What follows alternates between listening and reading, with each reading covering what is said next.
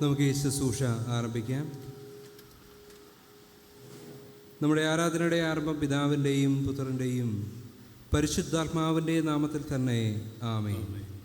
സിയോൻ പുത്രിയെ ഉച്ചത്തിൽ ഘോഷിച്ചാനന്ദിക്കുക, യെരൂശലേം പുത്രിയെ ആർപ്പിടുക. ഇതാ നിന്റെ രാജാവ് നിന്റെ അടുക്കൽ വരുന്നു, അവൻ നീതിമാനും ജയശാലിയുമാകുന്നു. ആമേൻ. പ്രാർത്ഥിക്കാം.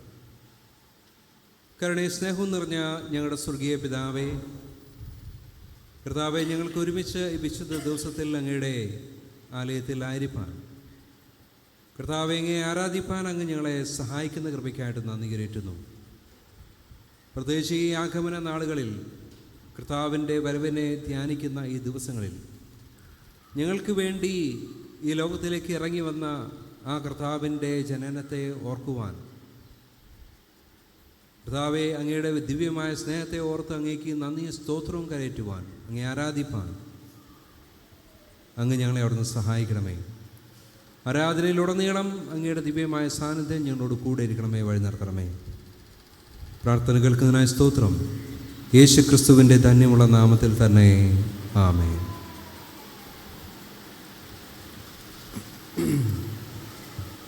ദൈവനാമസ്തുതിക്കും മഹത്വത്തിനുമായി 38-ാം ഗീതത്തിൻ്റെ ചരണങ്ങൾ നമുക്ക് പാടാം. 38-ാം ഗീതത്തിൻ്റെ ചരണങ്ങൾ. സിയോൻ പുത്രി, നിന്റെ രാജാവ് വന്നതിൽ സന്തോഷിക്കുക.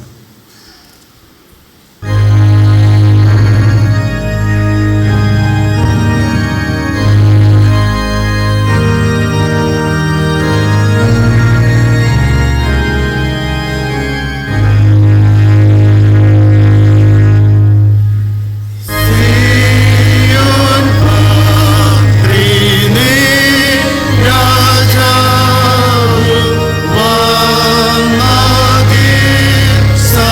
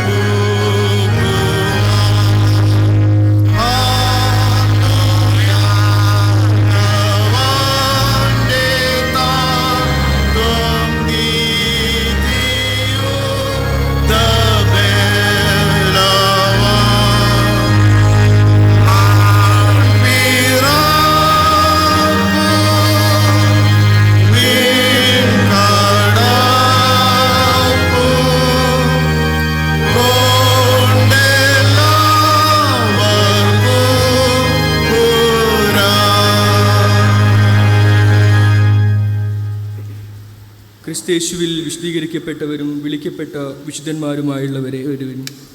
നമ്മെ നിർമ്മിച്ച യഹോവയുടെ മുമ്പിൽ നാം മുട്ടുകുത്തി വണങ്ങി നമസ്കരിക്കുക. ഇസ്രായേലിൻ്റെ ദൈവമായ കർത്താവ് അനുഗ്രഹിക്കപ്പെട്ടവൻ. തൻ്റെ ആർദ്ര കരുണയാൽ ഇരുളിലും മരണനിഴലിലും ഇരിക്കുന്നവർക്ക് പ്രകാശിച്ച് നമ്മുടെ കാലുകളെ സമാധാന മാർഗത്തിൽ നടത്തേണ്ടതിന് ഉയരത്തിൽ നിന്ന് ഉദയം നമ്മെ സന്ദർശിച്ചിരിക്കുന്നു. നാം തൻ്റെ സന്നിധിയിൽ വിശുദ്ധരും നിഷ്കളങ്കരുമാകേണ്ടതിന് താൻ ലോകസ്ഥാപനം മുമ്പേ തൻ്റെ സ്നേഹത്തിൽ നമ്മെ ക്രിസ്തുവിൽ തെരഞ്ഞെടുത്തിരിക്കുന്നു. തൻ്റെ പുത്രനും നമ്മുടെ കർത്താവുമായ യേശു ക്രിസ്തുവിൻ്റെ കൂട്ടായ്മയിലേക്ക് നമ്മെ വിളിച്ചിരിക്കുന്ന ദൈവം വിശ്വസ്തനാകുന്നു. എന്നാലും നാം പാപം ചെയ്തു പോയിട്ടുള്ളവരും ദൈവത്തിൻ്റെ പരിശുദ്ധ സന്നിധിയിൽ നിൽപ്പാൻ യോഗ്യതയില്ലാത്തവരുമാണെന്നോർത്ത് പരമാർത്ഥമായ അനുതാപത്തോടെ നമുക്ക് നമ്മുടെ പാപങ്ങളെ ദൈവസന്നിധിയിൽ ഏറ്റുപറയാം.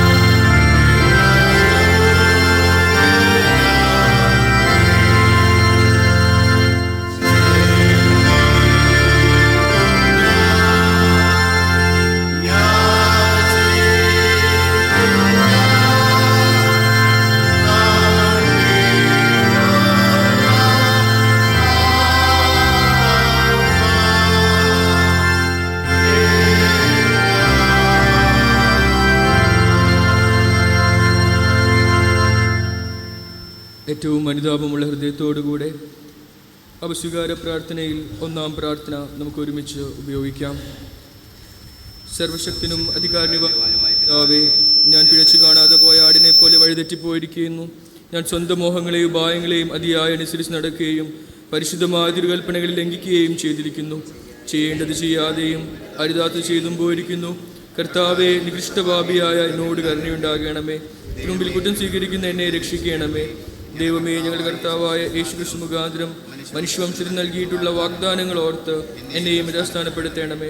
മഹാകാരുണ്യവാനായ പിതാവേ, പരിശുദ്ധനാമം മഹത്വീകരിക്കപ്പെടുമാർ മേലിൽ ഭക്തിയോടും നീതിയോടും സുബോധത്തോടും കൂടെ ജീവിച്ചിരിപ്പാൻ ക്രിസ്തുവിനെ വിചാരിച്ച് എന്നെ തുണയ്ക്കണമെന്ന് ഞാൻ വണക്കമായി അപേക്ഷിക്കുന്നു. ആമേൻ.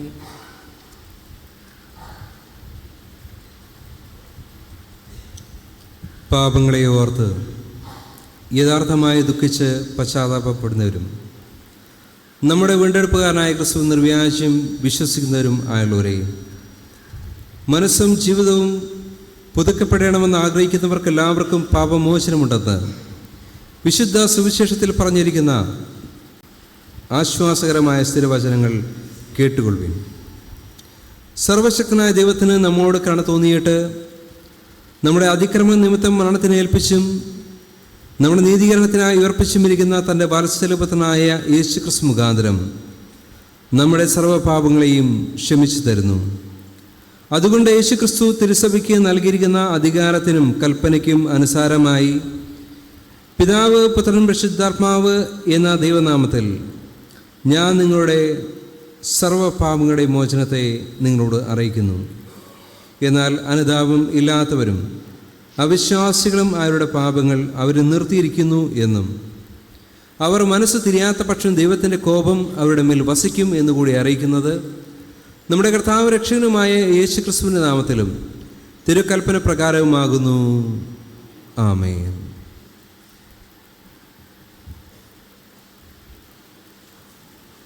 ദൈവത്തിന് സ്തോത്രം അർപ്പിച്ച് നമുക്ക് പ്രാർത്ഥിക്കാം. സഭയ്ക്ക് എഴുന്നേറ്റ് നിൽക്കാം. സർവശക്തനായ ദൈവമേ, മനസ്സലിയുള്ള പിതാവേ, ഞങ്ങളോടും സകല മനുഷ്യരോടും കാണിച്ചു വരുന്ന ദയാവാത്സല്യങ്ങൾക്കായി കൊള്ളരുതാത്ത ഞങ്ങൾ ഉള്ളഴിഞ്ഞ നന്ദി ഏറ്റവും താഴ്മയിൽ അർപ്പിച്ചുകൊള്ളുന്നു. ഞങ്ങളെ സൃഷ്ടിച്ചതിനും പരിപാലിച്ചു വരുന്നതിനും ഈ ആയുസ്സിൽ ഞങ്ങൾ അനുഗ്രഹിച്ചതിനും ഞങ്ങൾ തിരുനാമത്തിന് സ്തോത്രം അർപ്പിക്കുന്നു. എന്നാൽ എല്ലാറ്റിനും മീതെ ഞങ്ങളുടെ കർത്താവായ യേശുക്രിസ്തു മുഖാന്തരം ലോകത്തെ വീണ്ടെടുത്ത അമൂല്യ സ്നേഹനിമിത്തവും തിരുവചനം, വിശുദ്ധ ജൊൽക്കുറികൾ, യേശുക്രിസ്തു മുഖാന്തരം ലഭിക്കാനുള്ള തേജസ്സിൻ്റെ പ്രത്യാശ എന്നിവ ഞങ്ങൾക്ക് നൽകിയ നിമിത്തവും ഞങ്ങൾ തിരുനാമത്തെ വാഴ്ത്തുന്നു. ആമേൻ. സ്വർഗസ്ഥ പിതാവേ, ഞങ്ങൾ പരമാർത്ഥമായി നന്ദി കാണിപ്പാനും തിരുസേവയ്ക്കായി ഞങ്ങളെ മുഴുവൻ സമർപ്പിച്ച് ഞങ്ങളുടെ ആയുഷ്കാലമൊക്കെയും തിരുമുമ്പിൽ വിശുദ്ധിയിലും നീതിയിലും ജീവിച്ചുകൊണ്ട് അദ്രങ്ങളാൽ മാത്രമല്ല നടപ്പിനാൽ കൂടെ തിരുശുദ്ധിയെ വർണ്ണിപ്പാനും തൃക്കാരുണ്യങ്ങൾ വേണ്ടവണ്ണം ബോധിപ്പാനായി ഞങ്ങളെ പ്രാപ്തരാക്കണമേ. ഇതൊക്കെയും ഞങ്ങളുടെ കർത്താവായ യേശുക്രിസ്തുവിൻ്റെ നാമത്തിൽ ഞങ്ങൾ യാചിക്കുന്നു. വാഴ്ത്തപ്പെട്ട പുത്രനും പിതാവിനോടും പരിശുദ്ധാത്മാവോടും കൂടെ സദാകാലം ബഹുമാനവും മഹത്വവും ഉണ്ടാകട്ടെ. ആമേൻ. സ്തോത്ര സങ്കീർത്തനങ്ങൾ വാക്യപ്രതിവാക്യമായി നമുക്ക് വായിക്കാം. 34-ാം സങ്കീർത്തനം, പാട്ടുപുസ്തകത്തിൻ്റെ 214-ാം പുറത്തുള്ള 34-ാം സങ്കീർത്തനം വാക്യപ്രതിവാക്യമായി നമുക്ക് വായിക്കാം. ഞാൻ യഹോവയെ എല്ലാ കാലത്തും വാഴ്ത്തും, അവന്റെ സ്തുതി എപ്പോഴും എന്റെ നാവിന്മേലിരിക്കും. എൻ്റെ ഉള്ളം യഹോവയിൽ പ്രശംസിക്കുന്നു, എളിയവർ അത് കേട്ട് സന്തോഷിക്കും. എന്നോട് ചേർന്ന് യഹോവയെ മഹിമപ്പെടുത്തുവിൻ. നാം ഒന്നിച്ച് അവന്റെ നാമത്തെ ഉയർത്തുക. ഞാൻ യഹോവയോട് അപേക്ഷിച്ചു, അവൻ എനിക്ക് ഉത്തരമരുളി. എന്റെ സകല ഭയങ്ങളിൽ നിന്നും എന്നെ വിടുവിച്ചു. അവങ്കിലേക്ക് നോക്കിയവർ പ്രകാശിതരായി, അവരുടെ മുഖം ലജ്ജിച്ചു പോയതുമില്ല. ഈ എളിയവൻ നിലവിളിച്ചു, യഹോവ കേട്ടു. അവന്റെ സകല കഷ്ടങ്ങളിൽ നിന്നും അവനെ രക്ഷിച്ചു. യഹോവയുടെ ദൂതൻ അവന്റെ ഭക്തന്മാരുടെ ചുറ്റും പാളയമിറങ്ങി. അവരെ വിടുവിക്കുന്നു. യഹോവ നല്ലവൻ എന്ന് രുചിച്ചറിവൻ. അവനെ ശരണം പ്രാപിക്കുന്ന പുരുഷൻ ഭാഗ്യവാൻ. യഹോവയുടെ വിശുദ്ധന്മാരെ അവനെ ഭയപ്പെടുവിൻ. അവന്റെ ഭക്തന്മാർക്ക് ഒന്നിനും മുട്ടില്ലല്ലോ. ബാലസിംഹങ്ങളും ഇരകിട്ടാതെ വിശന്നിരിക്കും. യഹോവയെ അന്വേഷിക്കുന്നവർക്ക് ഒരു നന്മയ്ക്കും കുറവില്ല. ആമേൻ. എല്ലാവർക്കും ഇരിക്കാം.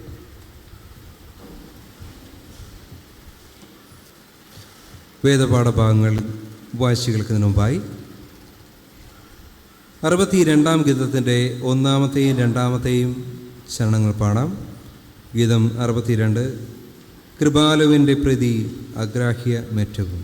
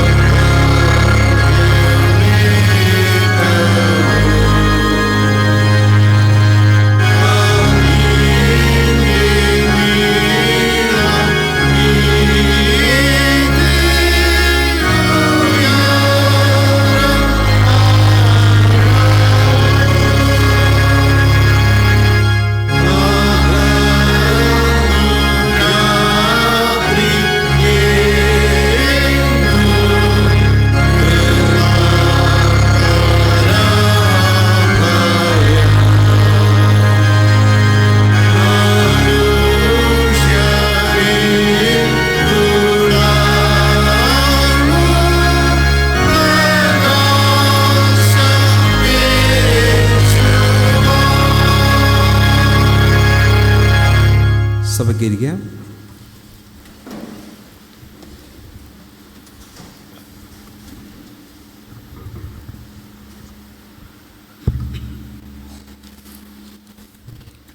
ആഗമനത്തിൽ 4-ാം ഞായറായ ഇന്നത്തേക്ക് വായിപ്പാൻ നിശ്ചയിക്കപ്പെട്ടിരിക്കുന്ന വേദഭാഗങ്ങൾ പഴയ നിയമത്തിൽ യെശയ്യാ പ്രവചനം 59-ാം അധ്യായം 17 മുതൽ 21 വരെയും, പുതിയ നിയമത്തിൽ 1 യോഹന്നാൻ 1-ാം അധ്യായം 1 മുതൽ 4 വരെയുമാകുന്നു.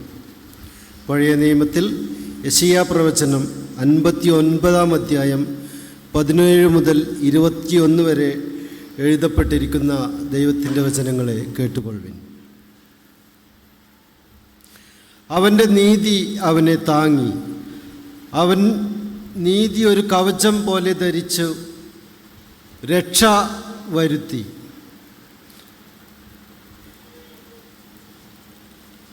രക്ഷ എന്ന തലക്കോരിക തലയിലിട്ട് അവൻ പ്രതികാര വസ്ത്രങ്ങളെ ഉടുത്തു. തീഷ്ണത ഒരു മേലവങ്കി പോലെ പുതച്ചു. അവരുടെ ക്രിയകൾക്കും തക്കവണ്ണം അവൻ പകരം ചെയ്യും. തൻ്റെ വൈരികൾക്ക് ക്രോധവും തൻ്റെ ശത്രുക്കൾക്ക് പ്രതികാരവും തന്നെ. ദ്വീപുവാസികളോട് അവൻ പ്രതിക്രിയ ചെയ്യും. അങ്ങനെ അവർ പടിഞ്ഞാറ് യഹോവയുടെ നാമത്തെയും കിഴക്ക് അവൻ്റെ മഹത്വത്തെയും ഭയപ്പെടും. കെട്ടിനിന്നതും യഹോവയുടെ ശ്വാസം തള്ളിപ്പായിക്കുന്നതുമായ ഒരു നദി പോലെ അവൻ വരും. എന്നാൽ സിയോനും യാക്കോബിൽ അതിക്രമം വിട്ടുതിരിയുന്നവർക്കും അവൻ വീണ്ടെടുപ്പുകാരനായി വരും എന്ന് യഹോവയുടെ അരുളപ്പാട്. ഞാൻ അവരോട് ചെയ്തിരിക്കുന്ന നിയമമോ ഇതാകുന്നു എന്ന് യഹോവ അരുളി ചെയ്യുന്നു. നിന്റെ മേലുള്ള എൻ്റെ ആത്മാവും നിന്റെ വായിൽ ഞാൻ തന്ന എൻ്റെ വചനങ്ങളും നിന്റെ വായിൽ നിന്നും നിന്റെ സന്തതിയുടെ വായിൽ നിന്നും നിന്റെ സന്തതിയുടെ വായിൽ നിന്നും ഇന്നു മുതൽ ഒരു നാളും വിട്ടുപോകുകയില്ല എന്ന് യഹോവ അരുളി ചെയ്യുന്നു. ഇവിടെ പഴയ നിയമവേദഭാഗം അവസാനിക്കും. പുതിയ നിയമ വേദപാഠഭാഗം വായിച്ചു കേൾക്കുന്നതിന് മുമ്പായി നാം പാടിയ 62-ാം ഗീതത്തിൻ്റെ 4-ാമത്തെയും 5-ാമത്തെയും ചരണങ്ങൾ പാടാം. 62-ാം ഗീതത്തിൻ്റെ 4-ാമത്തെയും 5-ാമത്തെയും ചരണങ്ങൾ. വിശാല പോർക്കളത്തിൽ പരന്നു ശാന്തത.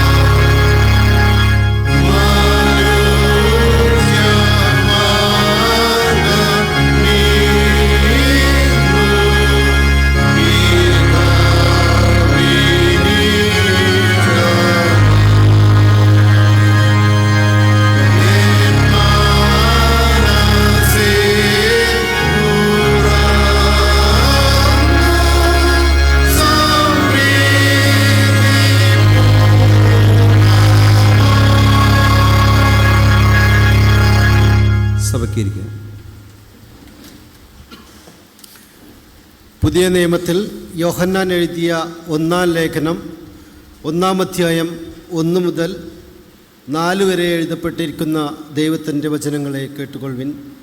ആദ്യം മുതലുള്ളതും ഞങ്ങൾ കേട്ടതും സ്വന്തം കണ്ണുകൊണ്ട് കണ്ടതും ഞങ്ങൾ നോക്കിയതും ഞങ്ങളുടെ കൈ തൊട്ടതുമായ ജീവൻ്റെ വചനം സംബന്ധിച്ച് ജീവൻ പ്രത്യക്ഷമായി ഞങ്ങൾ കണ്ടും സാക്ഷീകരിക്കുകയും പിതാവിനോട് കൂടിയിരുന്ന് ഞങ്ങൾക്ക് പ്രത്യക്ഷമായ നിത്യജീവനെ നിങ്ങളോട് അറിയിക്കുകയും ചെയ്യുന്നു. ഞങ്ങൾ കണ്ടും കേട്ടുമുള്ളത് നിങ്ങൾക്ക് ഞങ്ങളോട് കൂട്ടായ്മ ഉണ്ടാകേണ്ടതിന് നിങ്ങളോടും അറിയിക്കുന്നു. ഞങ്ങളുടെ കൂട്ടായ്മയോ പിതാവിനോടും അവൻ്റെ പുത്രനായ യേശു ക്രിസ്തുവിനോടും ആകുന്നു. നമ്മുടെ സന്തോഷം പൂർണ്ണമാകുവാൻ ഞങ്ങൾ ഇത് നിങ്ങൾക്ക് നൽകുന്നു. ഇവിടെ വേദഭാഗപാഠങ്ങൾ വായിച്ചവസാനിക്കുന്നു.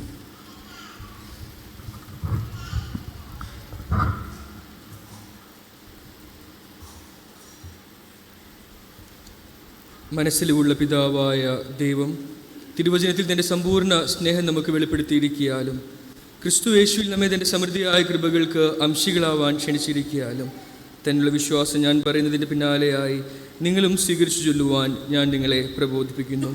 നമുക്ക് ഏവർക്കും അപ്പോസ്തല വിശ്വാസ പ്രമാണം സ്വീകരിച്ച് ചൊല്ലാം. സ്വർഗങ്ങൾക്കും ഭൂമിക്കും സൃഷ്ടാവായി സർവശക്തനായ പിതാവായിരിക്കുന്ന ദൈവത്തിൽ ഞാൻ വിശ്വസിക്കുന്നു. അവൻ്റെ ഏകപുത്രനായ നമ്മുടെ കർത്താവായ യേശുക്രിസ്തുവിൽ ഞാൻ വിശ്വസിക്കുന്നു. പരിശുദ്ധാത്മാവിനാൽ മറിയുന്ന കന്യകയിൽ ഉൽപ്പാദനായി ജനിച്ചു, പൊന്തിയോസ് പിലാത്തോസിന്റെ കീഴിൽ കഷ്ടമനുഭവിച്ചു, ക്രൂശിക്കപ്പെട്ടു, മരിച്ചു, അടക്കപ്പെട്ടു, പാതാളത്തിലേക്ക് ഇറങ്ങി, മൂന്നാം ദിവസം ഉയർത്തെഴുന്നേറ്റു, സ്വർഗാരോഹണമായി സർവശക്തിയുള്ള പിതാവായ ദൈവത്തിന്റെ വലത്തുഭാഗത്തിരിക്കുന്നു. അവിടെ നിന്ന് ജീവിക്കുന്നവരെയും മരിച്ചവരെയും ന്യായവിധിപ്പാൻ വരികയും ചെയ്യും. പരിശുദ്ധാത്മാവിലും ക്രിസ്ത്യന്മാരുടെ കൂട്ടായ്മയായ ശുദ്ധസാധാരണ സഭയിലും പാപമോചനത്തിലും ശരീരത്തോടെ ജീവിച്ചെഴുന്നേൽക്കുന്നതിലും നിത്യജീവനിലും ഞാൻ വിശ്വസിക്കുന്നു. ആമേൻ. എല്ലാവർക്കും ഇരിക്കാം.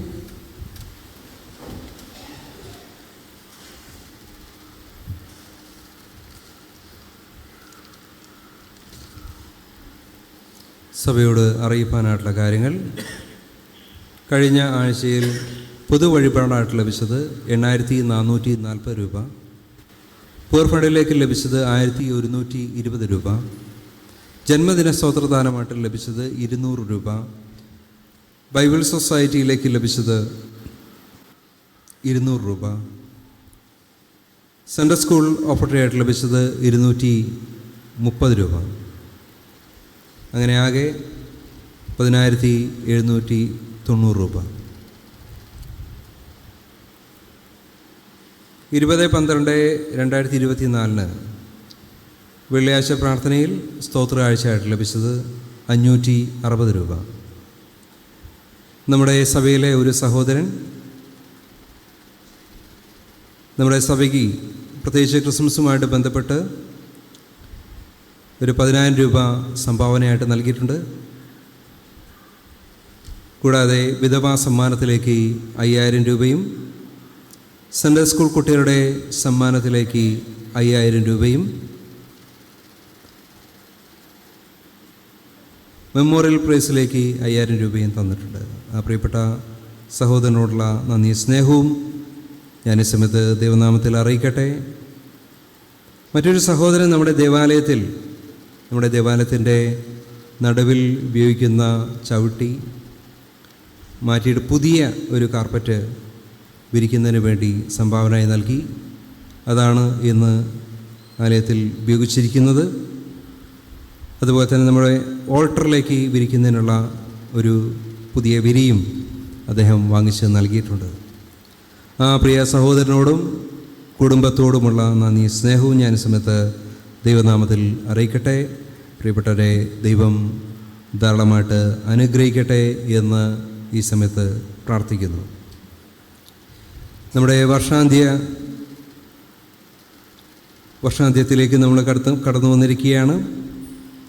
പ്രത്യേകിച്ച് കുടിശ്ശികകൾ അടച്ചു തീർക്കാനുള്ളവർ എത്രയും പെട്ടെന്ന് അത് അടച്ചു തീർക്കണമെന്ന് ദയവായിട്ട് അറിയിക്കുന്നു. ഭവനത്തിൽ വെച്ച് തിരുവത്താഴ ശുശ്രൂഷ ആവശ്യമുള്ളവർ സഭാ ശുശ്രൂഷകനെ അറിയിക്കണം എന്നുള്ള കാര്യം സമയത്ത് അറിയിക്കുന്നു. മഹാഇടവകയുടെ കലണ്ടർ വന്നിട്ടുണ്ട്. ഇന്ന് ആരാധനയ്ക്ക് ശേഷം അത് നിങ്ങൾക്ക് ലഭ്യമാണ്. ഒരു കലണ്ടറിൻ്റെ വില 30 രൂപയാണ്. എല്ലാവരും കലണ്ടർ വാങ്ങിക്കണമെന്ന് ദൈവനാമത്തിൽ അറിയിക്കുന്നു. നമ്മുടെ സെമിട്രിയിലെ പണികൾ, വൃത്തിയാക്കൽ പണികൾ അത് കഴിഞ്ഞിട്ടുണ്ട്. ഇനിയും സഭാജനങ്ങൾ സെമിട്രിയിൽ നിങ്ങളുടെ പ്രിയപ്പെട്ടവരുടെ കല്ലറകൾ പണിയുന്ന സമയത്ത് അവിടെ വരുന്ന ജോലിക്കാർ പലപ്പോഴായിട്ടും പ്ലാസ്റ്റിക്കുകൾ, കുപ്പികൾ, അങ്ങനെയുള്ള കാര്യങ്ങൾ അവിടെ ഉപേക്ഷിച്ച് പോവുകയും അങ്ങനെയുള്ള മാലിന്യങ്ങൾ അവിടെ ധാരാളമായിട്ട് വരികയും ചെയ്യുന്നുണ്ട്. അതുകൊണ്ട് നമ്മളെല്ലാവരും ഇതിൽ ബോധവാന്മാരാകണം. ഇത്തരത്തിലുള്ള പ്ലാസ്റ്റിക് മറ്റ് മാലിന്യങ്ങളും നമ്മുടെ സെമിട്രിയിൽ ഉപേക്ഷിക്കരുതെന്ന് വരുന്ന അല്ലെങ്കിൽ നിങ്ങൾ കൊണ്ടുവരുന്ന എല്ലാ ജോലിക്കാരോടും പറയുകയും നിർദ്ദേശിക്കുകയും ചെയ്യണമെന്ന് ദൈവനാമത്തിൽ ഞാൻ ഈ സമയത്ത് അറിയിക്കുന്നു. അതുപോലെ തന്നെ സെമിട്രി ഇനിയും നമുക്ക് കുറച്ചുകൂടി വൃത്തിയാക്കാനായിട്ടുണ്ട്. അതിലേക്ക് സഭയിലെ എല്ലാവരെയും ഞാൻ ആഹ്വാനം ചെയ്യുകയാണ്. എല്ലാ ഓക്സിലറി സംഘടനകളെയും ക്ഷണിക്കുകയാണ്. നമുക്ക് ഒരുമിച്ച് നമ്മുടെ സെമിട്രി ഒരുപാട് വൃത്തിയാക്കുവാനും നല്ല രീതിയിൽ അതിനെ ഇനിയും കൊണ്ടുപോകാനായിട്ട് സാധിക്കും. എല്ലാവരും ഇതിൽ സഹകരിക്കണമെന്ന് ദൈവനാമത്തിൽ അറിയിക്കുന്നു. നമ്മുടെ പാരിഷ് ഹാൾ, അതിൻ്റെ ഡൈനിങ് ഹാളിൻ്റെ റൂഫിൻ്റെ വർക്ക് ഈ അടുത്ത കാലത്ത് കഴിഞ്ഞതായിട്ട് എല്ലാവർക്കും അറിവുള്ളതാണ്. അതിൻ്റെ റൂഫിലെ ഷീറ്റുകളൊക്കെ നമ്മൾ മാറ്റി. പഴയ ആസ്പെറ്റോസ് ഷീറ്റ് അവിടെ ഉണ്ട്. നമ്മുടെ സഭക്കാർക്ക് ആർക്കെങ്കിലും ആവശ്യമുണ്ടെങ്കിൽ അത് അവർക്ക് നൽകുന്നതാണ്. അത് പല സൈസുകളിലായിട്ടാണുള്ളത്. അതുകൊണ്ട് തന്നെ 100 രൂപ മുതൽ 150 രൂപ വരെയാണ് ഒരു ഷീറ്റിന് നൽകേണ്ടത് എന്ന കാര്യം അറിയിക്കുന്നു. അതുപോലെ തന്നെ പുതിയ ഒരു ചവിട്ടി നമുക്ക് ലഭ്യമായിട്ടുണ്ട്. അതുകൊണ്ട് കഴിഞ്ഞ കാലങ്ങളിൽ നമ്മൾ ഉപയോഗിച്ച പഴയ ചവിട്ടി നമ്മൾ വിൽക്കുകയാണ്. അത് ആവശ്യമുള്ളവർക്ക് അത് വന്ന് വാങ്ങിക്കാം. മീറ്ററിന് 100 രൂപയായിട്ടാണ് കമ്മിറ്റി അതിൻ്റെ വില നിശ്ചയിച്ചിട്ടുള്ളത്. ആവശ്യമുള്ളവർക്ക് സമീപിക്കാവുന്നതാണ് എന്ന കാര്യം സഭയെ അറിയിക്കുന്നു. നമ്മുടെ ഈ ആഴ്ചയിലെ ക്രിസ്മസുമായിട്ട് ബന്ധപ്പെട്ട ആരാധനകൾ, പ്രോഗ്രാമുകൾ പ്രകാരമാണ്. 23-ാം തീയതി Christmas celebration open stage programme അത് പാരിഷ് ഹാളിൽ വെച്ച് നടത്തപ്പെടും. വൈകുന്നേരം കൃത്യം 5:30 മണിക്ക് ആരംഭിച്ച് നടത്തപ്പെടുന്നതായിരിക്കും. 24-ാം തീയതി ക്രിസ്മസ് ഈവ് ആരാധന വൈകുന്നേരം 5:30 മണിക്ക് ദേവാലയത്തിൽ ആരംഭിച്ച് നടത്തപ്പെടുന്നതായിരിക്കും.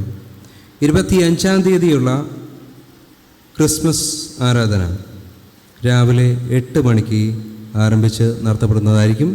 എല്ലാവരും പ്രാർത്ഥനയോടുകൂടി ഈ പ്രോഗ്രാമുകളിൽ, ആരാധനകളിൽ പങ്കെടുക്കണമെന്ന് ദൈവനാമത്തിൽ അറിയിക്കുന്നു. വിവാഹ പരസ്യം. നമ്മുടെ സഭാംഗങ്ങളായ Mrs and Mr Suresh Pandaraparamba എന്നിവരുടെ മകൻ ആഷിഷ് ഐസക് പണ്ടാറപ്പറമ്പ എന്നിവരും Mrs and Mr Aby Thomas Chittilappilly എന്നിവരുടെ മകൾ ഹെൽന അബിയും തമ്മിൽ നടക്കുവാനുള്ള വിവാഹം ഞാൻ 1-ാം പ്രാവശ്യവും നമ്മുടെ സഭാംഗങ്ങളായ Mrs and Mr John Godfred Koyappa എന്നിവരുടെ മകൻ ജോബിഷ് ഗോഡ്ഫ്രഡ് കൊയപ്പ എന്നിവരും Palakkad Melparamba CSI church of hope സഭാംഗമായ Mrs and Mr Stanley Suresh M എന്നിവരുടെ മകൾ സിനോബിയ സ്റ്റാൻലി എന്നവളും തമ്മിൽ നടക്കുവാനുള്ള വിവാഹം ഞാൻ 3-ാം പ്രാവശ്യവും നമ്മുടെ സഭാംഗങ്ങളായ Mrs and Mr Anilkumar Vattoli എന്നിവരുടെ മകൻ അഖിൽ കുമാർ എന്നിവരും നമ്മുടെ സഭാംഗങ്ങളായ Mrs and Mr Moses Reginald KV എന്നിവരുടെ മകൾ റിയ റെജിനോൾഡ് കല്ലുവളപ്പിൽ എന്നിവളും തമ്മിൽ നടക്കുവാനുള്ള വിവാഹം ഞാൻ 3-ാം പ്രാവശ്യവും പ്രസിദ്ധം ചെയ്യും.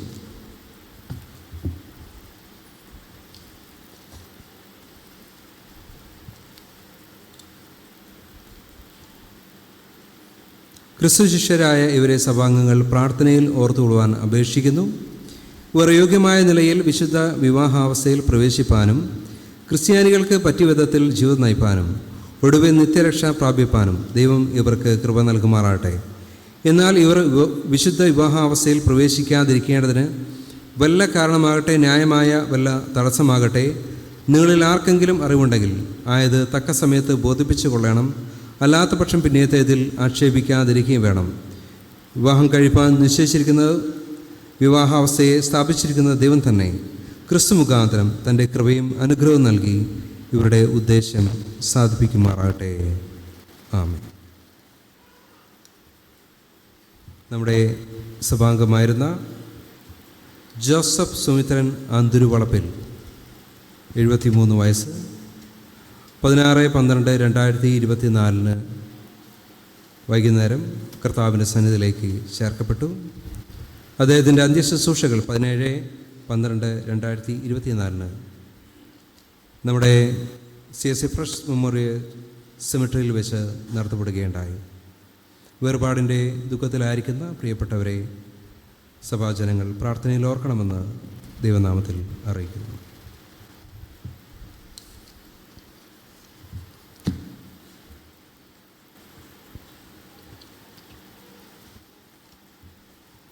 തിരുവത്താഴ പരസ്യം.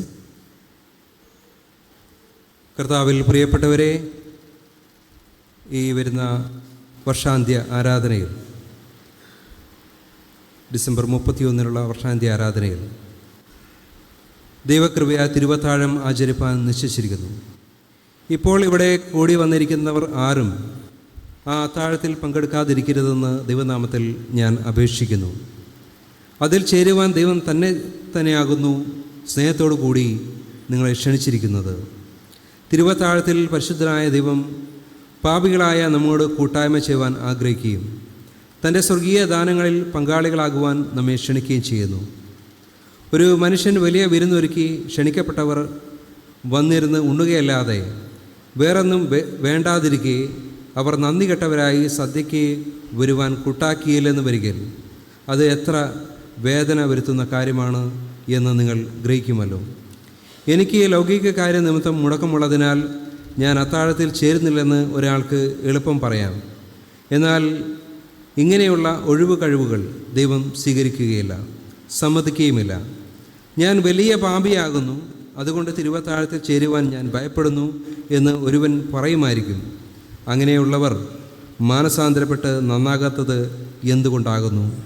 അല്ല, എനിക്ക് മനോഭാരവും മനോവ്യസനവുമുണ്ട്, അതുകൊണ്ട് തിരുവത്താഴത്തിന് വന്നു ചേരുവാൻ യോഗ്യനെന്ന് തോന്നുന്നില്ല എന്ന് മറ്റൊരുതൻ പറയുമായിരിക്കും. ദൈവത്തിൽ നിന്ന് ആശ്വാസം ലഭിക്കാനായി അധ്വാനിച്ചും ഭാരപ്പെട്ടും ഉള്ളവർക്ക് തന്നെയാകുന്നു ഈ ക്ഷണം ഉള്ളത്. ദൈവം നിന്നെ ക്ഷണിക്കുമ്പോൾ ഞാൻ വരികയില്ലെന്ന് പറവാൻ നീ ഒരുക്കമുണ്ടോ? ദൈവത്തിൻ്റെ അടുക്കൽ തിരിച്ച് ചെല്ലേണ്ടുന്ന സമയത്ത് എന്നോട് ക്ഷമിക്കണം, ഇപ്പോൾ ഞാൻ ഒരുക്കമല്ല എന്ന് നിനക്ക് പറയാമോ? സുവിശേഷത്തിൻ്റെ ക്ഷണം സ്വീകരിക്കാതെ ഒഴിവ് കഴിവുകൾ പറയുന്നവരോട് ക്ഷമിച്ചിട്ടില്ലെന്ന് മാത്രമല്ല, അവർ സ്വർഗീയ അത്താഴത്തിന് യോഗ്യരല്ലെന്ന് എണ്ണപ്പെടുകയും ചെയ്തു. ഈ ക്ഷണത്തിൽ എത്ര വലുതായ ഒരു അവകാശമാണ് നമുക്ക് നൽകപ്പെട്ടിട്ടുള്ളതെന്നും അത് നിരസിക്കുന്നതിനാൽ നിങ്ങൾ എത്ര വലുതായ ഹാനിയാകുന്നു നിങ്ങൾക്ക് വരുത്തുന്നതെന്നും നിങ്ങൾ മറന്നു കളയരുതേ. ആകയാൽ നിങ്ങളുടെ പാപത്തെക്കുറിച്ച് അനുതപിച്ച് നിങ്ങളുടെ വഴികളെ നന്നാക്കി തിരുവത്താഴ അനുഭവത്തിന് പാത്രമായി തീരുവാൻ തന്നെ ഒരുക്കിക്കൊള്ളുവിൻ എന്ന് ഞാൻ നിങ്ങളെ പ്രബോധിപ്പിക്കുന്നു. കർത്താവിൻ്റെ ക്ഷണത്തെ സ്വീകരിക്കുന്നതിനാൽ നിങ്ങൾ നിത്യജീവനായി ഉണർവും ബലവും പ്രാപിക്കും.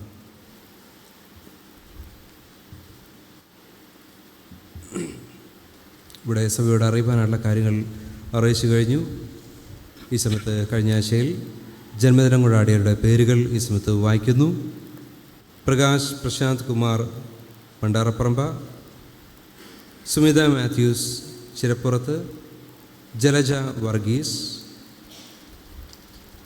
Arun Chirakkal, Sharvin Bravo Pandaraparambil, Juliet Jorry, ജോഷിമാസുദ്ദി Thayyil, Nikhil Wilson, Erin Sara MC, Devadas Amenkara, Aleena Manuel, Seema Joseph Pallat, Sona Santhosh Payappa, Ashyan David Kalarickal, Ashley Raymon Erikkottil, John Basil Chittayagam, Manuel Stanley Paramel, Mikael Sanju കോയപ്പ.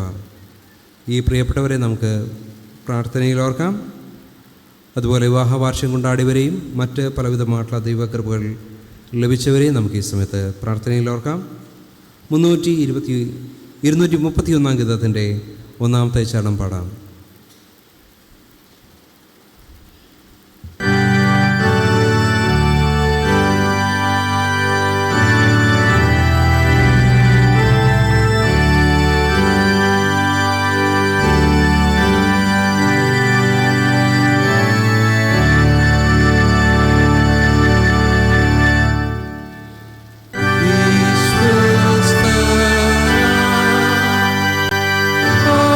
He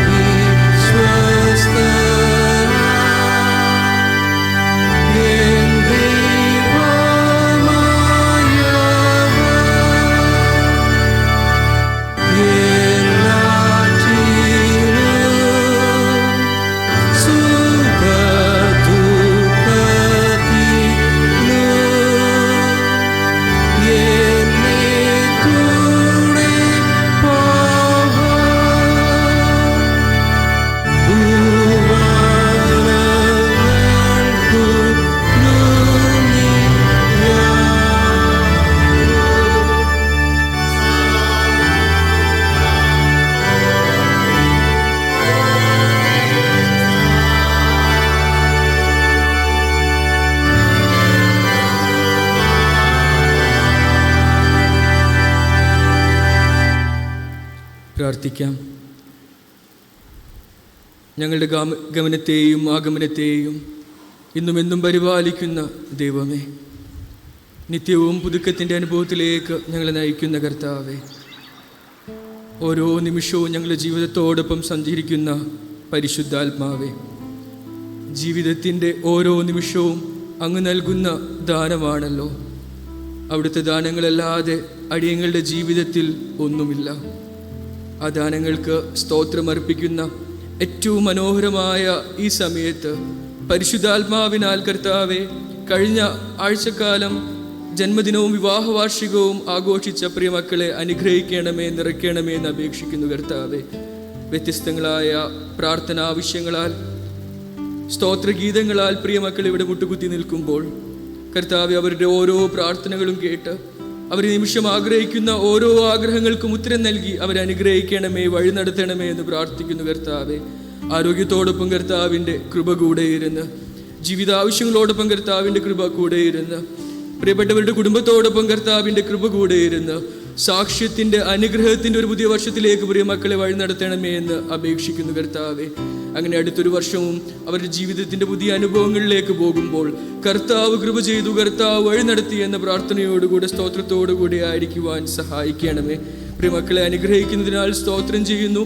അവരുടെ പ്രാർത്ഥനകളെ കേൾക്കുന്നതിനാൽ ഞങ്ങൾ അങ്ങയെ സ്തുതിക്കുന്നു. എല്ലാം കർത്താവിൻ്റെ സ്നേഹമുള്ള നാമത്തിൽ തന്നെ. ആമേൻ.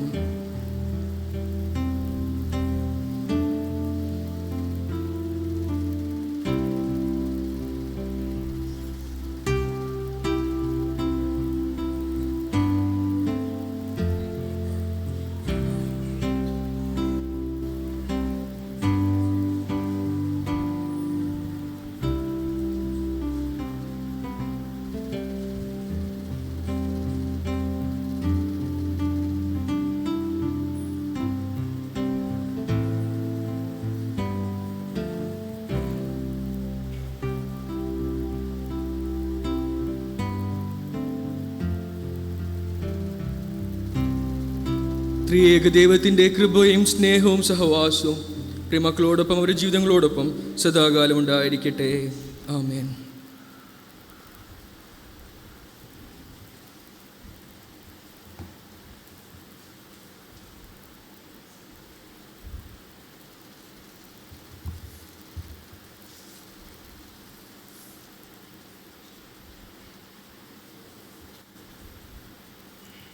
നമ്മുടെ വഴിപാടുകളെ ദിവസത്തിൽ സമർപ്പിക്കുമ്പോൾ 186 ഗീതം പാടാം.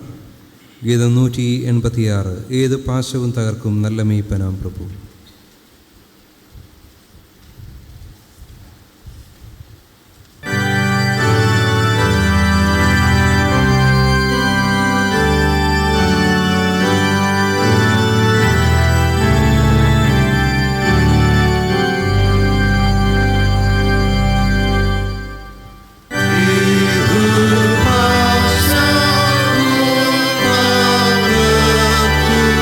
Love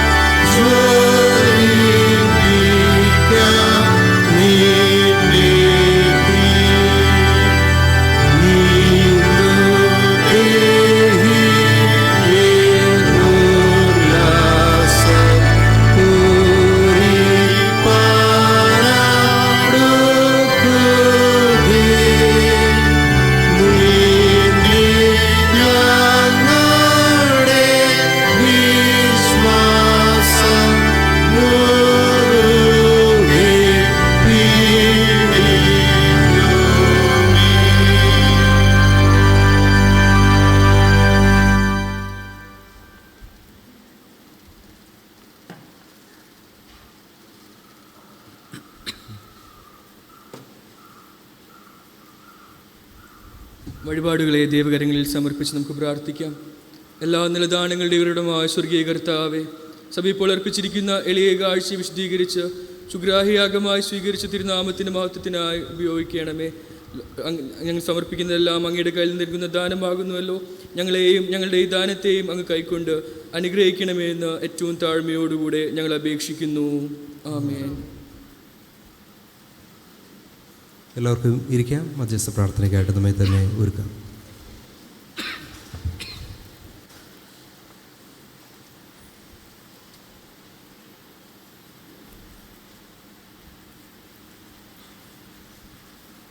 മധ്യസ്ഥ പ്രാർത്ഥനയ്ക്കായി നമുക്ക് നമ്മുടെ തലകളെ അണക്കാം.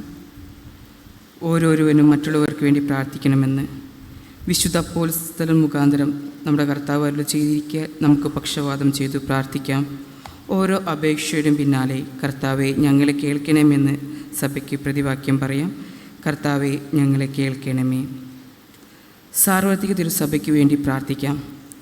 സർവശക്തനും കാരുണ്യവാനുമായ ദൈവമേ, ഞങ്ങളുടെ കർത്താവായ യേശുക്രിസ്തുവിൻ്റെ പിതാവേ, പ്രിയപുത്രനെ വിചാരിച്ച് തിരുസഭയെ കൃപയോടെ കടാക്ഷിക്കണമേ. തിരുവചനത്തിൽ അടങ്ങിയിരിക്കുന്ന ശക്തി, നിർമ്മലത എന്നിവയെ കാത്തുകൊള്ളുവാൻ സഹായിക്കണമേ. പരിശുദ്ധാത്മാവിൻ്റെ സഹായം നൽകി തിരുസഭയെ സാക്ഷ്യം സഫല്യമാക്കണമേ. അന്യമതസ്ഥർക്ക് വിശ്വാസവും മാനസാന്തരവും നൽകുകയും ഇസ്രായേലിൻ്റെ ചിതറിപ്പോയ ആടുകളെ ചേർത്ത് കൊള്ളുകയും ചെയ്യണമേ. ഞെരുക്കത്തിലും പീഡനങ്ങളിലിരിക്കുന്ന സഭകളെ ഞങ്ങൾ പ്രത്യേകമായി തിരുമുമ്പേ ഓർക്കുന്നു. ആ സഭകൾക്ക് ജ്ഞാനവും ബലവും ലോകത്തെ ജയിക്കുന്ന ജയവുമായി വിശ്വാസവും നൽകണമേ. ആമേൻ. നമ്മുടെ സഭയ്ക്ക് വേണ്ടിയും പ്രാർത്ഥിക്കാം. കർത്താവെ, ഞങ്ങളുടെ എല്ലാ മിഷ സംഘടനകളെയും സഭകളെയും ഐക്യസഭ മുഴുവനെയും അനുഗ്രഹിക്കണമേ. ഞങ്ങളുടെ സഭയുടെ മൂപ്പയോഗങ്ങളെയും പരിപാലക സംഘത്തെയും സുന്നതദോസിനെയും തിരുസേവയിലുള്ള എല്ലാ ശുശ്രൂഷകന്മാരെയും പ്രവർത്തകന്മാരെയും പരിശുദ്ധാത്മാവിനാൽ നടത്തണമേ. ആമേൻ. നമ്മുടെ കുടുംബങ്ങൾക്ക് വേണ്ടി പ്രാർത്ഥിക്കാം. എല്ലാ ഭവനങ്ങളും കുടുംബങ്ങളും സമാധാനത്തിലും ഐക്യതയും ഇരിപ്പാൻ സഹായിക്കണമേ. കുഞ്ഞുങ്ങളെയും വിദ്യാർത്ഥികളെയും പോറ്റി വളർത്തുവാൻ ഏർപ്പെട്ടിട്ടുള്ളവരുടെ പ്രയത്നങ്ങളെ അനുഗ്രഹിക്കണമേ. ഞങ്ങളുടെ മക്കളുടെ മനസ്സ് പരിശുദ്ധാത്മാവിൻ്റെ പ്രേരണയാൽ സത്യത്തിലേക്ക് നടത്തണമേ. അനാഥർ, വിധവമാർ, അഗതികൾ, പീഡിതർ എന്നിവരെ കാത്തുപുലർത്തണമേ. രോഗികൾക്കും വയോവൃദ്ധന്മാർക്കും മരണമെടുത്തവർക്കും സമീപസ്ഥനാകണമേ. ആമീൻ. നമ്മുടെ രാജ്യത്തിന് വേണ്ടി പ്രാർത്ഥിക്കാം. കൃപാനിധിയായ ദൈവമേ, കർത്താവേ, ഞങ്ങളുടെ മേലധികാരികളായ എല്ലാ ഭരണകർത്താക്കൾക്കും തൃക്കാവലിലും കൃപയിലും വരമേൽപ്പിച്ചു കൊള്ളുന്നു. ഞങ്ങളുടെ പ്രസിഡന്റ്, പ്രധാനമന്ത്രി, മുഖ്യമന്ത്രിമാർ എന്നിവരെയും പരിപാലിച്ചു നടത്തണമേ.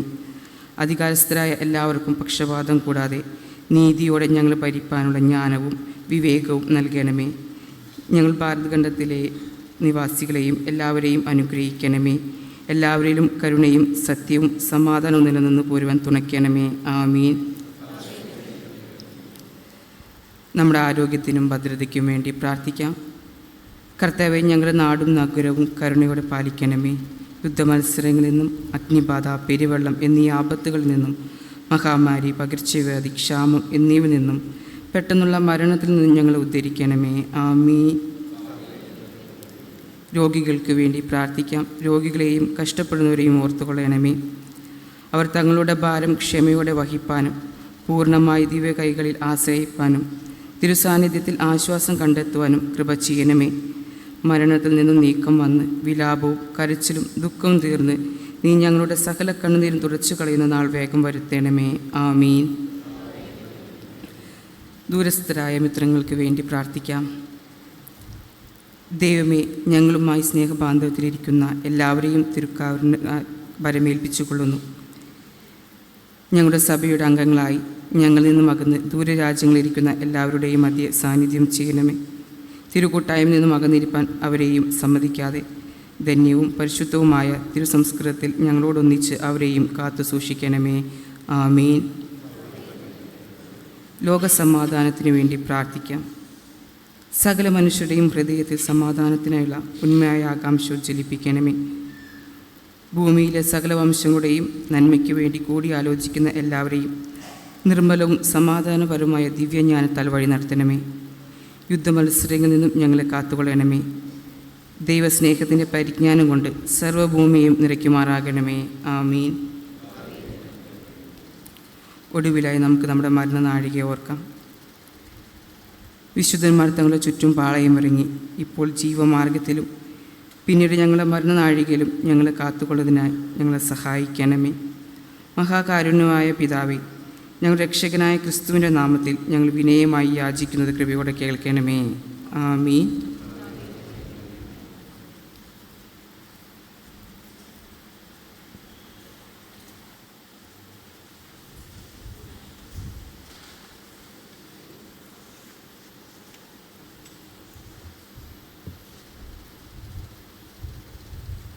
തിരുവചന ധ്യാനത്തിന് നമ്മെ തന്നെ ഒരുക്കുന്നതിന് മുമ്പായി 151 ഗീതത്തിൻ്റെ 1ഉം 2ഉം ചരണങ്ങൾ പാടാം.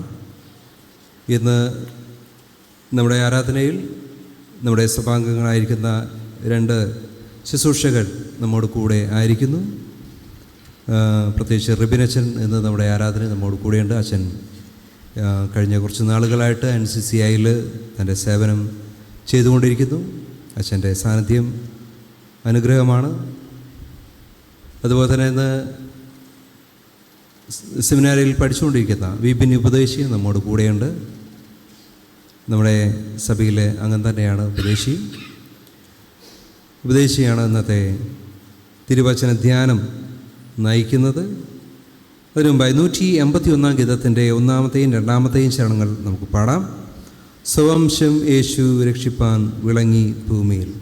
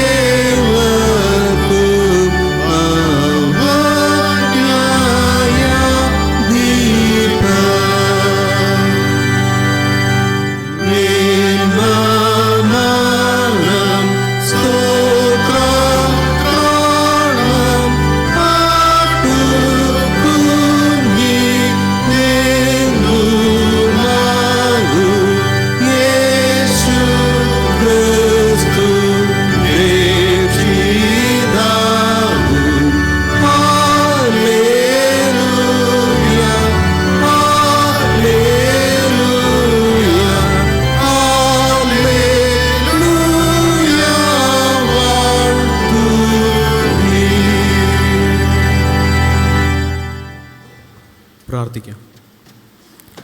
തിരുവചനത്തിലൂടെ ഞങ്ങളെ സ്നേഹിക്കുകയും ഞങ്ങളോട് ഇടപെടുകയും ചെയ്യുന്ന വാഴ്ത്തപ്പെട്ട ദൈവമേ, ഇന്നേ ദിവസം തിരുവചന കേൾവിക്കായിട്ട് ഞങ്ങളുടെ ജീവിതങ്ങളെയും ഹൃദയങ്ങളെയും ഒരുക്കിയതിനായി നന്ദി പറയുന്നു.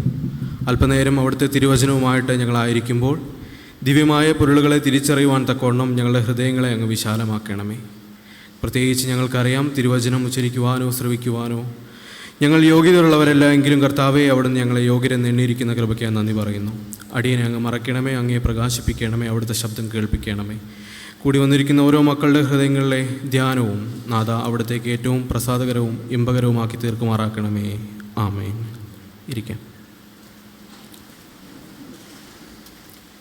ദൈവത്തിൻ്റെ അതിപരിശുദ്ധമായ നാമം മഹത്വപ്പെടുമാറാകട്ടെ.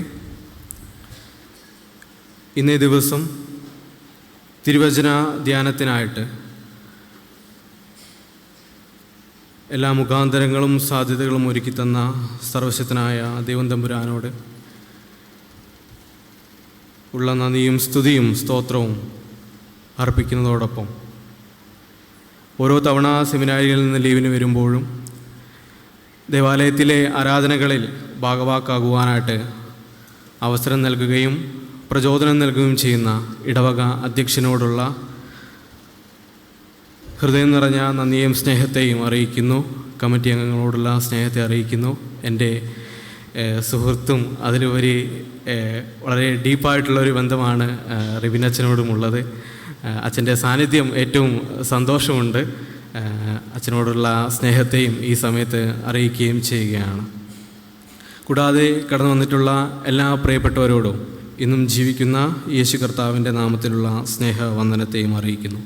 അല്പനേരത്തെ തിരുവചന ധ്യാനത്തിനായിട്ട് തിരഞ്ഞെടുത്തിരിക്കുന്ന വേദഭാഗം യോഹന്നാൻ എഴുതിയ സുവിശേഷം 3-ാം അധ്യായം 22 മുതൽ 36 വരെയുള്ള വാക്യങ്ങളാണ്. വിശുദ്ധ യോഹന്നാൻ എഴുതിയ സുവിശേഷം 3-ാം അധ്യായം 22-ാം വാക്യം മുതൽ 36-ാം വാക്യം വരെയുള്ള ജീവൻ്റെ വചനങ്ങളാണ്. അവിടെ ഇപ്രകാരം വായിച്ച് കേൾക്കാം. അതിൻ്റെ ശേഷം യേശു ശിഷ്യന്മാരുമായി യഹൂദ്യ ദേശത്ത് വന്ന് അവരോട് കൂടെ സ്നാനം കഴിപ്പിച്ചുകൊണ്ടിരുന്നു. യോഹന്നാനും ശാലേമിന് അരികെ ഐനോനിൽ സ്നാനം കഴിപ്പിച്ചുകൊണ്ടിരുന്നു. അവിടെ വളരെ വെള്ളമുണ്ടായിരുന്നു. ആളുകൾ വന്ന് സ്നാനമേറ്റു. അന്ന് യോഹന്നാനെ തടവിൽ ആക്കിയിരുന്നില്ല. യോഹന്നാൻ്റെ ശിഷ്യന്മാരിൽ ചിലർക്ക് ഒരു യഹൂദനുമായി ശുദ്ധീകരണത്തെക്കുറിച്ച് വാദമുണ്ടായി. അവർ യോഹന്നാൻ്റെ അടുക്കൽ വന്ന് അവനോട്, റബ്ബി, യോർദാനക്കരെ നിന്നോടുകൂടെ ഇരുന്നവൻ, നീ സാക്ഷീകരിച്ചിട്ടുള്ളവൻ തന്നെ ഇതാ സ്നാനം കഴിപ്പിക്കുന്നു. എല്ലാവരും അവൻ്റെ അടുക്കൽ ചെല്ലുന്നു എന്ന് പറഞ്ഞു. അതിന് യോഹന്നാൻ, സ്വർഗത്തിൽ നിന്ന് കൊടുത്തിട്ടല്ലാതെ മനുഷ്യന് ഒന്നും ലഭിപ്പാൻ കഴിയുകയില്ല. ഞാൻ ക്രിസ്തുവല്ല, അവന് മുമ്പായി അയക്കപ്പെട്ടവനത്രേ എന്ന് ഞാൻ പറഞ്ഞതിന് നിങ്ങൾ തന്നെ എനിക്കു സാക്ഷികളാകുന്നു. മണവാട്ടി ഉള്ളവൻ മണവാളനാകുന്നു. മണവാളൻ്റെ സ്നേഹിതനോ നിന്നു മണവാളൻ്റെ സ്വരം കേട്ടിട്ട് അത്യന്തം സന്തോഷിക്കുന്നു. ഈ എൻ്റെ സന്തോഷം പൂർത്തിയായിരിക്കുന്നു. അവൻ വളരെയണം, ഞാനോ കുറയണം എന്ന് ഉത്തരം പറഞ്ഞു. മേലിൽ നിന്ന് വരുന്നവൻ എല്ലാവർക്കും മീതെയുള്ളവൻ. ഭൂമിയിൽ നിന്നുള്ളവൻ ഭൗമികൻ ആകുന്നു. ഭൗമികമായത് സംസാരിക്കുന്നു. സ്വർഗത്തിൽ നിന്ന് വരുന്നവൻ എല്ലാവർക്കും മീതെ ഉള്ളവനായി താൻ കാണുകയും കേൾക്കുകയും ചെയ്ത് സാക്ഷീകരിക്കുന്നു. അവൻ്റെ സാക്ഷ്യം ആരും കൈക്കൊള്ളുന്നില്ല. അവൻ്റെ സാക്ഷ്യം കൈക്കൊള്ളുന്നവൻ ദൈവം സത്യവാൻ എന്നുള്ളതിന് മുദ്രയിടുന്നു. ദൈവം അയച്ചവൻ ദൈവത്തിൻ്റെ വചനം പ്രസ്താവിക്കുന്നു. അവൻ ആത്മാവിനെ അളവ് കൂടാതെയല്ലോ കൊടുക്കുന്നത്. പിതാവ് പുത്രനെ സ്നേഹിക്കുന്നു. സകലവും അവൻ്റെ കയ്യിൽ കൊടുത്തിരിക്കുന്നു. പുത്രനിൽ വിശ്വസിക്കുന്നവന് നിത്യജീവനുണ്ട്. പുത്രനെ അനുസരിക്കാത്തവനോ ജീവനെ കാണുകയില്ല. ദൈവക്രോധം അവൻ്റെ മേൽ വസിക്കുന്നതേയുള്ളൂ. വളരെ പരിചിതവും അതിലുപരി നമ്മൾ വായിച്ച് കേട്ടിട്ടുള്ളതും അറിവുള്ളതുമായിട്ടുള്ള ഒരു വേദഭാഗമാണിത്. പ്രത്യേകമായിട്ടും സ്നാനമെന്ന് പറയുന്ന ഒരു കൺസെപ്റ്റിനെ, സഭയുടെ വിശ്വാസത്തെ ഒക്കെ എന്തെന്നും ഏതെന്നും ബോധ്യപ്പെടുത്തുന്നതായിട്ടുള്ള കാര്യങ്ങൾ വളരെ വ്യക്തമായിട്ട് പറയുന്ന ഒരു ടെക്സ്റ്റാണ്. 2004 ഓഗസ്റ്റ് 15 നമ്മുടെ ഭാരതം 58ാമത്തെ സ്വാതന്ത്ര്യദിനം ആഘോഷിക്കുന്ന വേളയിൽ ചുവന്ന കോട്ടയിൽ അന്നത്തെ പ്രധാനമന്ത്രി ശ്രീ മൻമോഹൻ സിംഗ് വളരെ ചരിത്ര പ്രാധാന്യമാർന്ന ഒരു പ്രസംഗം നടത്തുകയുണ്ടായി. ആ പ്രസംഗത്തിലെ ചില വരി ഇങ്ങനെയായിരുന്നു: I have no promises to make but I have promises to keep. എനിക്ക് പുതിയ വാഗ്ദാനങ്ങളൊന്നും നൽകാനില്ല, എന്നാൽ പൂർത്തിയാക്കാനായിട്ട് ഒരുപാട് വാഗ്ദാനങ്ങളുണ്ട് എന്നതായിരുന്നു. പലപ്പോഴും ഈ സ്നാനം എന്ന കൺസെപ്റ്റിനെ പറ്റി നോക്കുകയാണെന്നുണ്ടെങ്കിൽ കർത്താവ് പഠിപ്പിച്ചു തന്നത് സഭ അനുവർത്തിക്കുന്നു എന്നതിലേക്ക് പോവുകയാണെങ്കിൽ നമ്മൾ ഈ ക്രിസ്തീയ സമൂഹത്തിൻ്റെ ഭാഗമായിട്ട് തീരുമ്പോൾ നമുക്ക് പുതുതായിട്ട് പലതും ചെയ്യാൻ പറ്റുമെങ്കിലും പൂർത്തിയാക്കാനായിട്ട് ഒരുപാട് കാര്യങ്ങൾ ഈ സ്നാനത്തിലൂടെ ഉണ്ട് എന്നുള്ളതാണ് ഈ ഒരു വാക്യത്തിലൂടെ ഉദ്ധരിക്കുന്നത്. പ്രത്യേകിച്ച് ഈ ഒരു സുവിശേഷ വേദഭാഗത്തിലേക്ക് വരുമ്പോൾ പുതിയ നിയമത്തിലെ 3 സുവിശേഷങ്ങൾ സമവീക്ഷണ സുവിശേഷങ്ങളുടെ ഭാഗത്തിലേക്കാണ് വരുന്നത്. അതായത് മത്തായി, മാർക്കോസ്, ലൂക്കോസ് സുവിശേഷങ്ങളിൽ ക്രിസ്തുവിൻ്റെ ജീവിതമൊക്കെ ഏതാണ്ട് ഒരുപോലെ വിവരിച്ചിരിക്കുന്നു എങ്കിൽ പോലും 4ാമതായിട്ട് വരുന്ന ഈ സുവിശേഷം, 4th ഗോസ്പൽ, ഈ യോഹന്നാൻ സുവിശേഷം എന്ന് പറയുന്നത് പ്രത്യേകമായിട്ടും ഒരു ഫിലോസഫിക്കൽ ടച്ചിലൂടെയാണ് കടന്നു വന്നിട്ടുള്ളത് എന്നതാണ്. AD 85-95 കാലഘട്ടങ്ങളിൽ എഴുതപ്പെട്ടു എന്ന് വിശ്വസിക്കുകയും അതുപോലെ തന്നെ AD 100-110 കാലഘട്ടത്തിലാണ് ഈ സുവിശേഷം എഴുതപ്പെട്ടതെന്ന ഭിന്നാഭിപ്രായം നിലനിൽക്കുന്ന ഒരു ആധുനിക ലോകത്തിലാണ് നമ്മളായിരിക്കുന്നത്. പാരമ്പര്യമായിട്ട് ക്രിസ്തുവിൻ്റെ ശിഷ്യനായിട്ടുള്ള യോഹന്നാനാണ് ഇത് എഴുതിയതെന്നും അല്ല യോഹന്നാൻ്റെ ഇതായിട്ടുള്ള ശിഷ്യസംഘത്തിലുള്ള മറ്റു ചിലരാണ് എഴുതിയതെന്നും യോഹന്നാനുമായിട്ട് ബന്ധപ്പെട്ട മറ്റുള്ള ആളുകളാണ് ഇത് എഴുതിയതെന്നും വാദങ്ങൾ നിലനിൽക്കുന്ന ഒരു ലോകത്താണ് നമ്മളായിരിക്കുന്നത്. പ്രത്യേകിച്ച് ഈ ഒരു വേദഭാഗത്തിൻ്റെതായിട്ടുള്ള പ്രത്യേകതകൾ സുവിശേഷത്തിൻ്റെ പ്രത്യേകതകൾ നോക്കുകയാണെന്നുണ്ടെങ്കിൽ ക്രിസ്തുവിൻ്റെ ദിവ്യത്വത്തിന്, ക്രിസ്തുവിൻ്റെ ഒരു ഡിവിനിറ്റിക്ക് ഏറ്റവും അധികം പ്രാധാന്യം നൽകിയിട്ടുള്ള ഒരു വേദഭാഗമാണ്. ഒരു ഫിലോസഫിക്കൽ ടച്ച്, അതായത് അന്നത്തെ കാലത്ത് ജീവിച്ചിരുന്ന അല്ലെങ്കിൽ ക്രിസ്തുവിന് മുമ്പായിട്ട് ജീവിച്ചിരുന്ന അരിസ്റ്റോട്ടിൽ, പ്ലാറ്റോ പോലുള്ള ആളുകളുടേതായിട്ടുള്ള തത്വചിന്താപരമായിട്ടുള്ള കാര്യങ്ങളൊക്കെ വളരെയധികം സ്വാധീനം ചെലുത്തിയിട്ടുള്ള ഒരു സുവിശേഷം കൂടിയാണ് യോഹന്നാൻ സുവിശേഷം എന്നുള്ളത്. പ്രത്യേകിച്ച് 1ാമത്തെ ആ ഒരു വാക്യത്തിൽ നമുക്ക് പ്രത്യേകിച്ച് കാണാൻ കഴിയുന്നു, ദ വേർഡ് ബിക്കെയിം ഫ്ലഷ്, വചനം ജഡമായി തീർന്നു എന്നൊക്കെ പറയുമ്പോൾ പ്രത്യേകിച്ച് ഇന്ത്യൻ കോൺസെപ്റ്റിൽ ഭാരതീയ തത്വചിന്തയുടെ ഒരു ലെവലിലേക്ക് അതിനെ കൊണ്ടുവരുമ്പോൾ പ്രത്യേകിച്ച് നമുക്ക് കാണാൻ സാധിക്കുന്നത് ഒരു ഓം എന്ന് പറയുന്ന ഒരു ശബ്ദത്തിൽ നിന്ന് അതിൽ നിന്ന് ദൈവികതയിലേക്ക് പോകുന്ന ആത്മീയതയുടെ ഒരു അനുഭവമൊക്കെ ആയിട്ട് അതിനെ നമുക്ക് വേണമെങ്കിൽ കാണാവുന്നതാണ്. പ്രത്യേകിച്ച് അത്തരത്തിലൊരു ഫിലോസഫിക്കൽ ടച്ചൊക്കെ കൊണ്ടുവരുന്ന ഒരു സുവിശേഷ വേദഭാഗമാണിത്. പ്രത്യേകിച്ച് ക്രിസ്തുവിൻ്റെ അടയാളങ്ങളൊക്കെ പ്രത്യേകമായിട്ട് എടുത്തു പറയുകയും ക്രിസ്തു ചെയ്യുന്ന പ്രവർത്തനങ്ങളൊക്കെ അത് ഓരോന്നും അടയാളമാണ് എന്ന് അടിവരയിടുകയും ചെയ്യുന്ന ഒരു സുവിശേഷമാണ്.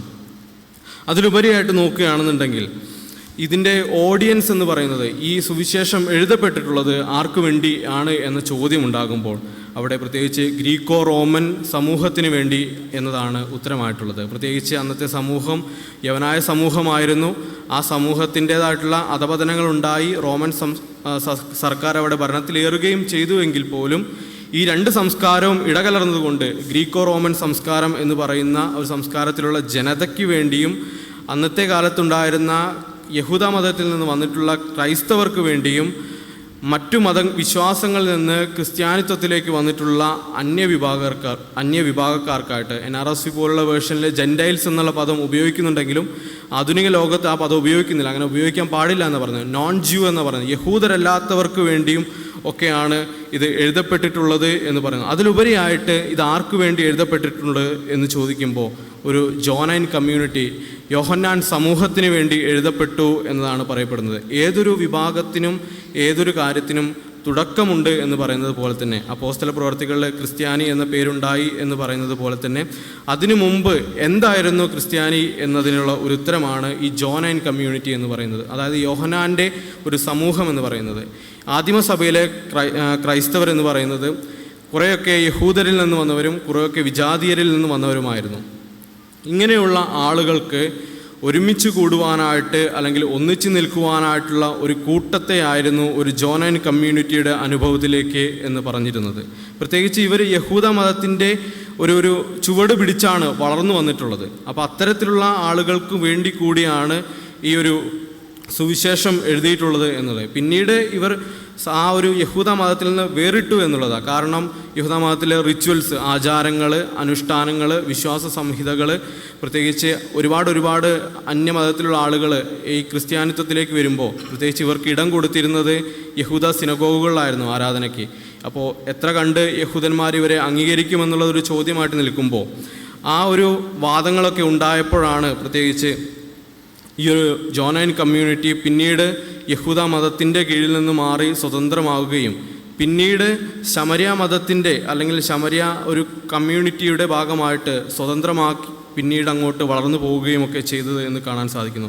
പ്രത്യേകിച്ചൊരു പാരാക്ലിറ്റൻ തിയറി അല്ലെങ്കിൽ ഒരു സ്വർഗീയ രക്ഷകൻ അല്ലെങ്കിൽ ഒരു ആത്മാവ്, ഹോളി സ്പിരിറ്റ്, ഒരു ന്യൂമറ്റോളജിക്കൽ എക്സ്പീരിയൻസ്, അതായത് പരിശുദ്ധാത്മാവിൻ്റെതായിട്ടുള്ള എക്സ്പീരിയൻസ് ഒക്കെ എടുത്തു പറയുന്ന ഒരു സുവിശേഷം കൂടിയാണിത്. എന്താണ് ക്രൈസ്തവ ജീവിതം, ക്രൈസ്തവ ജീവിതത്തെ നയിക്കുവാനായിട്ട് അവരെ ശക്തീകരിക്കുന്നത് എന്ത്, അവരെ സ്വാധീനിക്കുന്നത്, അവരെ സ്നേഹിക്കുന്നത് എന്ത് എന്നുള്ള ഒരു ന്യൂമറ്റോളജി മീൻസ് അത് ഒരു ഗ്രീക്ക് വേർഡാണ്. അതിന് കാറ്റ്, ശ്വാസം, ആത്മാവ് എന്നൊക്കെ അർത്ഥം വരുന്നത് കൊണ്ട് ഒരു പരിശുദ്ധാത്മാവിൻ്റെ സാന്നിധ്യമൊക്കെ ഏറ്റവും അധികം എടുത്തു പറയുന്ന ഒരു സുവിശേഷം കൂടിയാണ്.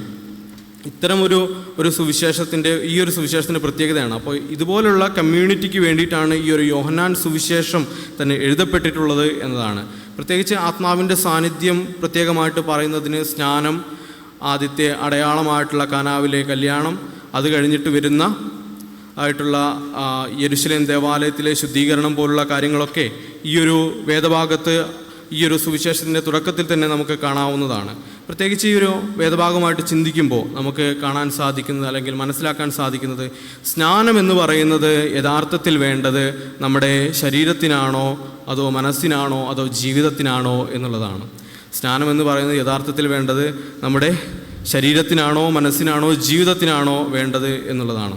പ്രത്യേകിച്ച് യഹൂദൻ്റെ കൺസെപ്റ്റിൽ ഇവിടെ ഒരു സ്നാനം എന്ന് പറയുന്നത്, അല്ലെങ്കിൽ അന്നത്തെ സമൂഹത്തിൻ്റെ കൺസെപ്റ്റിൽ സ്നാനം എന്ന് പറയുന്നത് ഒക്കെ യോഹന്നാനായിട്ട് അവിടെ നിർവഹിച്ചിരുന്ന സ്നാനം എന്ന് പറയുന്നത് ഒരു പന്തി ഭോജനത്തിലേക്കുള്ള ആഹ്വാനമാണ്. അന്നത്തെ സമൂഹത്തിൽ സ്നാനത്തിന് ശേഷം മാത്രമാണ് ഒരു പന്തി ഭോജനം, കൂട്ടായ ഒരു സൽക്കാരത്തിലേക്ക് വ്യക്തികളെ ക്ഷണിക്കുന്നത്. അപ്പോൾ അതിലേക്കുള്ളൊരു വെൽക്കമിങ്, ഒരു സ്വാഗതമരുളുന്നതിൻ്റെ ഒരു ഭാഗമായിട്ടാണ് ഈ സ്നാനത്തെ കണ്ടിരുന്നത്. മാത്രമല്ല, ഈ സ്നാനത്തെ മറ്റൊരു രീതിയിലും കൂടി യഹൂദ സമൂഹം കണ്ടിരുന്നു എന്നുള്ളതായിരുന്നു. അന്നത്തെ എബ്രായ സമൂഹത്തിൻ്റേതായിട്ടുള്ള എഴുത്തുകളും കാര്യങ്ങളുമൊക്കെ യവനായ വൽക്കരണത്തിൽ, ഗ്രീക്കുകാരുടെ സ്വാധീനത്തിൽപ്പെട്ട് അവരുടെ holy scripture, holy rituals, holy faith, വിശ്വാസം, അവരുടെ ആചാരങ്ങൾ, അവരുടെ വചനം, അവരുടെ വേദപുസ്തകമൊക്കെ ഈ ഒരു യവനായ സംസ്കാരത്തിൻ്റെ ഭാഗമായിട്ട് അതിൽ മിശ്രിതമായി പോയി എന്നുള്ളതാണ്. അപ്പോൾ ഈ ഒരു തങ്ങളുടേതായ തനിമയുണ്ട് നമുക്കുള്ളതുപോലെ തന്നെ അവരുടേതായിട്ടുള്ള യഹൂദ സ്ക്രിപ്ചറും യഹൂദ ആചാരവും വിശ്വാസവും ഒക്കെ അതിലൊരു കലർപ്പില്ലാതെ അത് സൂക്ഷിക്കണമെന്നുള്ള ഒരു ഉൾവാഞ്ചയുണ്ട്. അപ്പോൾ അതിനു വേണ്ടിയിട്ട് ഉള്ളൊരു സത്യപ്രസ്താവന കൂടി എന്ന രീതിയിലാണ് യോഹന്നാനൊക്കെ അന്നത്തെ സമൂഹത്തിൽ ഒരു സ്നാനത്തിൻ്റെതായിട്ടുള്ള ഒരു രീതി അവലംബിച്ചിരുന്നത് എന്നുള്ളതാണ് മറ്റൊരു പാരമ്പര്യമായിട്ട് പറയുവാനായിട്ട് സാധിക്കുന്നത്.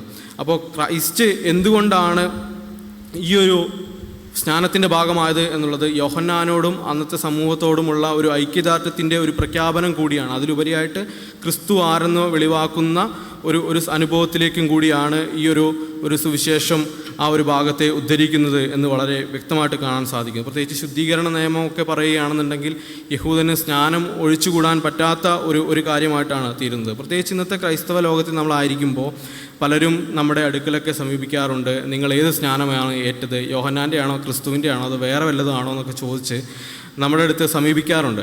അപ്പോൾ പ്രത്യേകിച്ച് നമുക്ക് ബോധ്യങ്ങൾ ഉണ്ടാവുക എന്നുള്ളതാണ് ഒരു യാഥാർത്ഥ്യം. സ്നാനം എന്താണെന്നുള്ളതിനെ പറ്റി ഒരു ബോധമുണ്ടാവുക എന്നുള്ളതാണ്. പ്രത്യേകിച്ച് ഞങ്ങളൊരു ക്ലാസ്സിലൊക്കെ ആയിരിക്കുമ്പോൾ രാവിലെ 8:30 തുടങ്ങുന്ന ക്ലാസ്സിൽ 5 മണിക്ക് എഴുന്നേറ്റ് കഴിഞ്ഞാലാണ് തുടർന്നുള്ള ഷെഡ്യൂളുകളൊക്കെ ക്രമീകരിച്ച് പോകുന്നത്. അപ്പോൾ ക്ലാസ്സിൽ പോകുമ്പോൾ ബ്രേക്ക്ഫാസ്റ്റിന് ശേഷം 7:15 ബ്രേക്ക്ഫാസ്റ്റിന് ശേഷം മറ്റു കാര്യങ്ങളൊന്നുമില്ലെങ്കിൽ ചെറുതായിട്ട് കിടന്ന് ഉറങ്ങുന്നവരുണ്ട്. ഇനി ഉറങ്ങാൻ പറ്റിയില്ല, മറ്റെന്തെങ്കിലും വർക്ക് ചെയ്യാനുള്ളവരാണെങ്കിൽ അങ്ങനെ ചെയ്യുന്നവരുണ്ട്. അപ്പോൾ തലേദിവസം എന്തെങ്കിലും കാര്യങ്ങളുണ്ടെങ്കിൽ അത് ചെയ്ത് ഉറക്കം തീരെ ഇല്ലാത്തവരുണ്ട്. അപ്പോൾ ബ്രേക്ക്ഫാസ്റ്റിന് ശേഷം ക്ലാസ്സിൽ വന്നിരിക്കുമ്പോൾ ചില മയക്കത്തിൻ്റെതായിട്ടുള്ള കാര്യങ്ങൾ, പ്രത്യേകിച്ച് ക്ലാസ്സുകൾ എടുക്കുന്നത് വളരെ ലേഗായിട്ടാണെങ്കിൽ ചിലർക്കൊക്കെ ചില മയക്കങ്ങളൊക്കെ വരും. അപ്പോൾ മയക്കത്തിൻ്റെതായിട്ടുള്ള അനുഭവത്തിൽ പോകുമ്പോൾ ഒരിക്കലും ഒരു അച്ഛൻ ക്ലാസ്സിലൊരു വിദ്യാർത്ഥിയോട് ഒരു വേദഭാഗം വായിക്കാനായിട്ട് പറഞ്ഞു. ആ വേദഭാഗം നമുക്ക് പരിചിതമായിട്ടുള്ള വേദഭാഗമാണ്. ക്രൈസ്റ്റ് അവിടെ ഒരു ഹീലിംഗ് നടത്തുന്നു, ക്രിസ്തു സൗഖ്യം കൊടുക്കുന്നു, തുടർന്ന് പറയുന്നു എഴുന്നേറ്റ് നിൻ്റെ കിടക്കയെടുത്ത് നടക്കുക എന്നുള്ളത്. അപ്പോൾ പെട്ടെന്ന് ഉറക്കത്തിൽ നിന്ന് ഉറങ്ങിയവനെയാണ് വിളിച്ചത്. ഉറങ്ങിയവനെ വിളിച്ചപ്പോൾ അവൻ ബൈബിൾ തുറന്നു, എന്നിട്ട് പെട്ടെന്ന് ബൈബിൾ എടുത്തു, എന്നിട്ട് പറഞ്ഞത് എങ്ങനെയാണ്, എഴുന്നേറ്റ് കിടക്ക എടുത്ത് നടക്കുക എന്ന് പറഞ്ഞു. എഴുന്നേറ്റ് കിടക്ക എടുത്ത് നടക്കുക എന്നതിനെ എഴുന്നേറ്റ് കിടക്ക എടുത്ത് നടക്കുക എന്ന് പറഞ്ഞു. പ്രത്യേകിച്ച് സ്നാനമെന്നൊക്കെ കേൾക്കുമ്പോൾ നമ്മുടേതായിട്ടുള്ള ഒരു ചിന്തയൊക്കെ പോകുന്നത് തെറ്റായ ധാരണയിലാണ് പോകുന്നത്. പ്രത്യേകിച്ച് പഴഞ്ചൻ ഒരു ഉറക്കത്തിൻ്റെ അനുഭവത്തിലൊക്കെ നമ്മളായിരിക്കുമ്പോൾ എന്താ കേൾക്കുന്നത്, നിങ്ങൾ ഏത് സ്നാനമായിട്ടത്, പെട്ടെന്ന് കൺഫ്യൂഷനായി. നിങ്ങൾ ആരുടെ സ്നാനം ഏറ്റത് അറിയില്ല.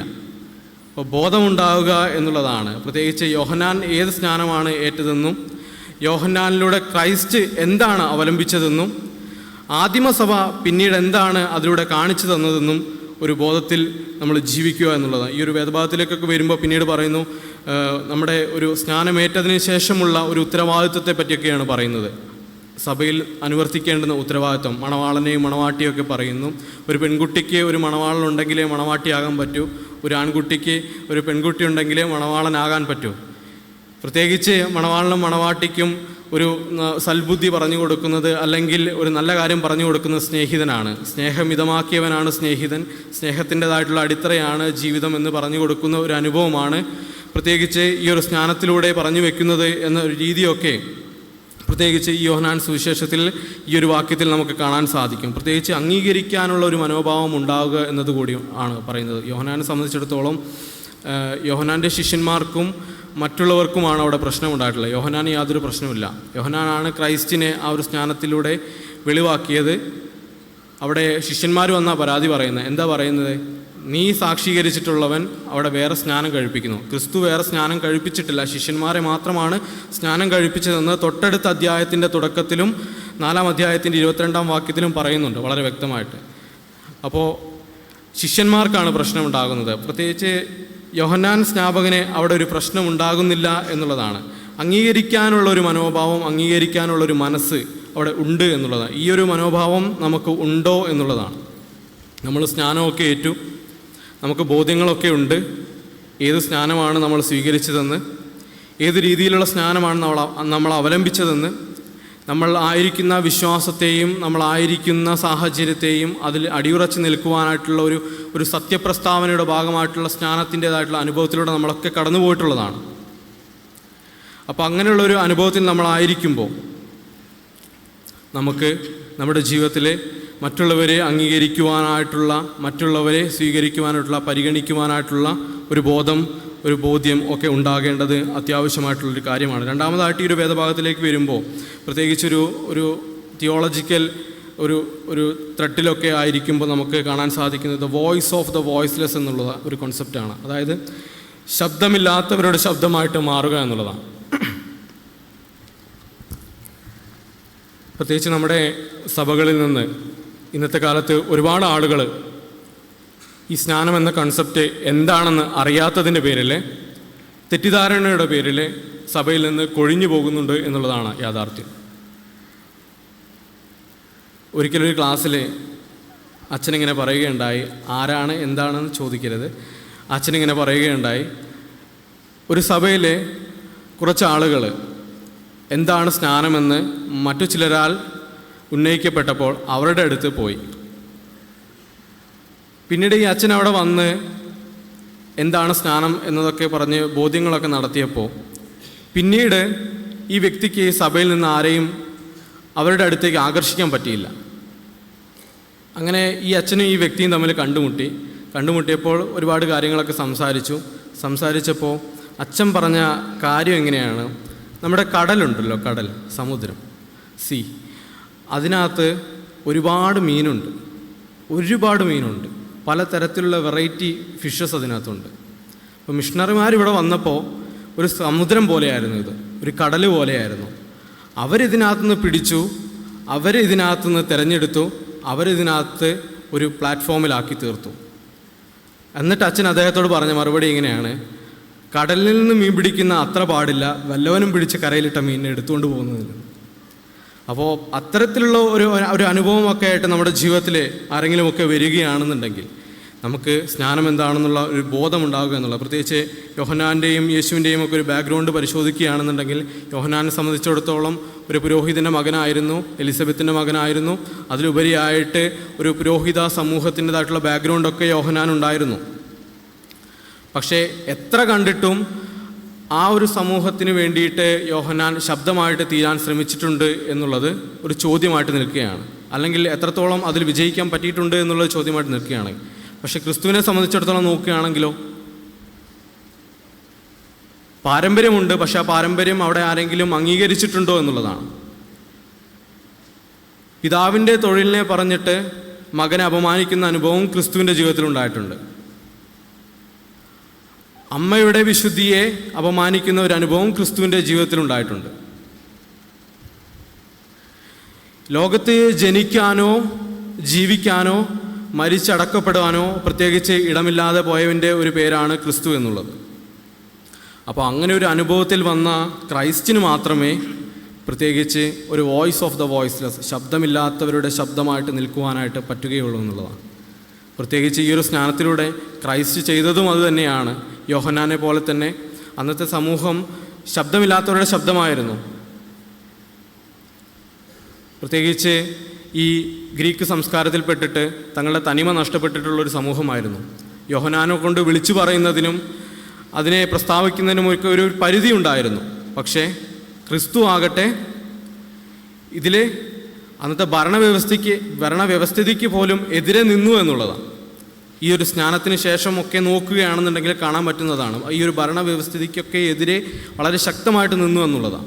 പ്രത്യേകിച്ച് നമുക്കിടയിൽ നിന്ന് എന്തെങ്കിലുമൊക്കെ ഉണ്ടായിട്ടുണ്ടെങ്കിൽ അതിൻ്റെ ഒരു ഫീല് നമുക്ക് ഉണ്ടാകാൻ പറ്റുള്ളൂ. പ്രത്യേകിച്ച് ഫെമിനിസ്റ്റ് തിയോളജിമാരൊക്കെ പറയുന്നത് പോലെ തന്നെ ഒരു സ്ത്രീയുടെ ശരീരത്തിൽ നിന്ന് മാത്രമേ എന്താണ് ഫെമിനിസ്റ്റ് തിയോളജി എന്ന് പഠിക്കാൻ പറ്റുകയുള്ളൂ, അല്ലെങ്കിൽ ഒരു സ്ത്രീക്ക് മാത്രമേ അത് പറയാൻ പറ്റുകയുള്ളൂ എന്ന് അവകാശപ്പെടുന്നത് പോലെ തന്നെ ശബ്ദമില്ലാത്തവരുടെ ഇടയിൽ നിന്ന് വന്ന ഒരുവന് മാത്രമേ തങ്ങളുടെ ഫീലിംഗ് എന്താണ്, ആ സമൂഹത്തിൽ തങ്ങൾ നേരിടുന്നത് എന്താണ്, ആ സമൂഹത്തിൽ തങ്ങൾ അനുഭവിക്കുന്നത് എന്താണ് എന്ന് പറഞ്ഞ് മനസ്സിലാക്കുവാനായിട്ട് സാധിക്കുകയുള്ളൂ. പ്രത്യേകിച്ച് അന്നത്തെ ചുങ്കക്കാരെ സംബന്ധിച്ചിടത്തോളം, പാപികളെ സംബന്ധിച്ചിടത്തോളം, വേശ്യകളായിട്ടുള്ള സ്ത്രീകളെ സംബന്ധിച്ചിടത്തോളം ഒക്കെ ഒരു പക്ഷേ ആ ഒരു ചട്ടക്കൂടിൽ നിന്നൊക്കെ അവർ പുറത്തു വരണമെന്ന് ആത്മാർത്ഥമായിട്ട് ആഗ്രഹിച്ചവരായിരുന്നു.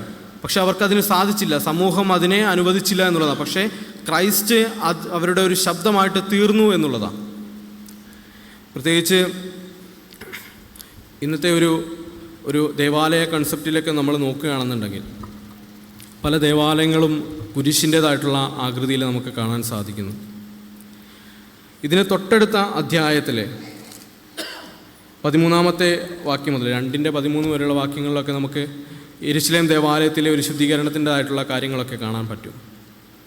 അവിടെ ക്രിസ്തു ചമ്മട്ടിയെടുക്കുന്നു. സെമിനാരിലെ തമാശയ്ക്കാണെങ്കിൽ പോലും വിദ്യാർത്ഥികൾ പറയാറുണ്ട്, എന്നെ വെറുതെ ചാട്ടക്രിസ്തു ആക്കരുത് എന്നുള്ളത്.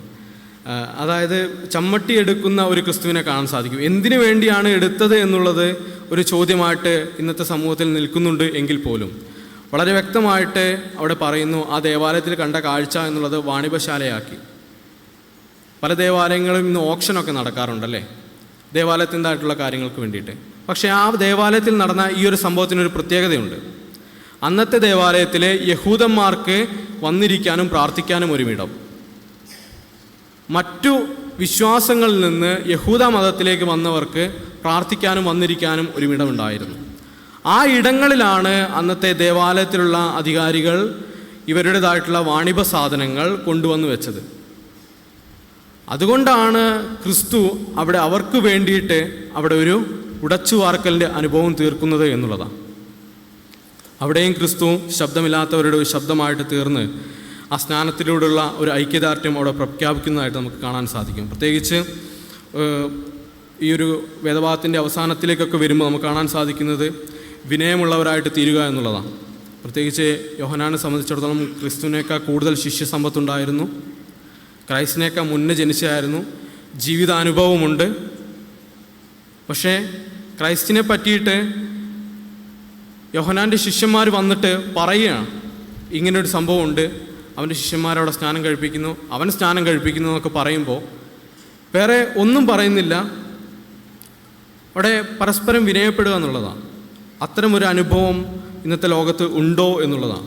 നമ്മളൊക്കെ മാമോദീസ വെള്ളം തലയിൽ വീണവരാണ്, ക്രിസ്ത്യാനികളാണ് എന്നൊക്കെ പലപ്പോഴും ഒരു എഴുത്തിൻ്റെ അനുഭവത്തിൽ അല്ലെങ്കിൽ ഒരു പേരിൻ്റെ അനുഭവത്തിലൊക്കെ ജീവിക്കുന്നവരാണ് എങ്കിൽ പോലും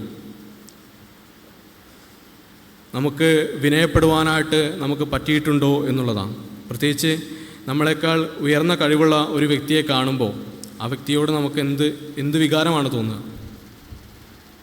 നമ്മളെക്കാൾ പ്രായം കൂടുതലുള്ള അല്ലെങ്കിൽ പ്രായം കുറഞ്ഞ ഒരു വ്യക്തിയോട് ചില കാര്യങ്ങളൊക്കെ തുറന്ന് സംവാദിക്കുമ്പോൾ പറയുമ്പോൾ ഏത് തരത്തിലാണ് നമ്മൾ ഇടപെടാറുള്ളത്?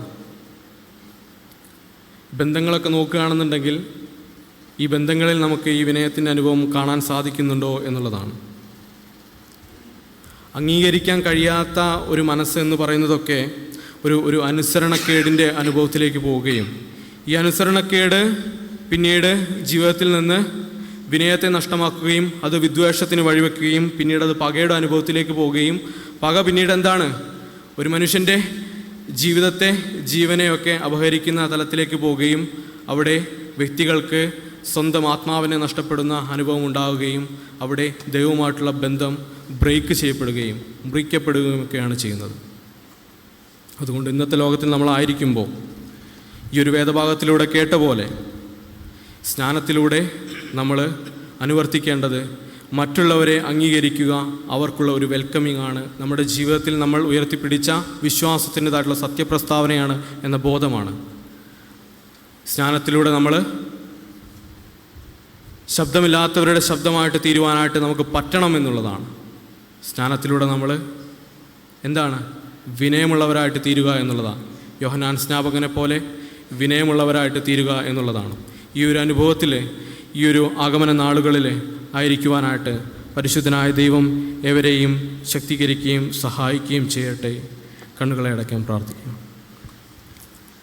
ഞങ്ങളെ സ്നേഹിക്കുന്ന വാഴ്ത്തപ്പെട്ട ദൈവമേ, കേൾപ്പിച്ച ഈ ചെറിയ ചിന്തയ്ക്കായിട്ട് നന്ദി പറയുന്നു. പ്രത്യേകിച്ച് കർത്താവേ, സ്നാനത്തിൻ്റെതായിട്ടുള്ള തെറ്റിദ്ധാരണകൾ ഒക്കെ ഉള്ള ഒരു ലോകത്തിൽ ഞങ്ങളായിരിക്കുമ്പോൾ കേട്ട പ്രകാരം സ്നാനമെന്നത് പരസ്പരം അംഗീകരിക്കലിൻ്റെ, സ്വാഗതമരുളലിൻ്റെ, ശബ്ദമില്ലാത്തവരുടെ ശബ്ദമായി തീരുന്നതിൻ്റെ, ജീവിതത്തിൽ വിനയമെന്താണെന്ന് കാണിച്ചു കൊടുക്കുന്നതിൻ്റെ ഒരു അനുഭവത്തിലായിരിക്കുവാൻ അങ്ങ് സഹായിക്കണമേ. ഈ കേട്ട വചനങ്ങളൊക്കെ ഞങ്ങളുടെ ജീവിതത്തിൽ വ്യർത്ഥമായി പോകാതെ പാലിച്ച് നടത്തുവാൻ ഇടയാക്കണമേ. പ്രാർത്ഥന കേൾക്കുന്നതിനാൽ സ്തോത്രം. യേശു കർത്താവിൻ്റെ ധന്യമുള്ള നാമത്തിൽ തന്നെ ആമേൻ.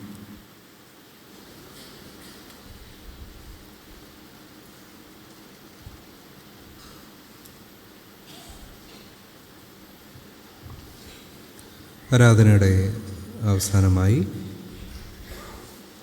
5-ാം ഗീതത്തിൻ്റെ 1-ാമത്തെയും 2-ാമത്തെയും 5-ാമത്തെയും ചരണങ്ങൾ പാടാം. 5-ാം ഗീതത്തിൻ്റെ 1-ാമത്തെയും 2-ാമത്തെയും 5-ാമത്തെയും ചരണങ്ങൾ. ഞങ്ങൾക്ക് നിൻ്റെ കൃപ ഇരിക്കുക യേശുവേ.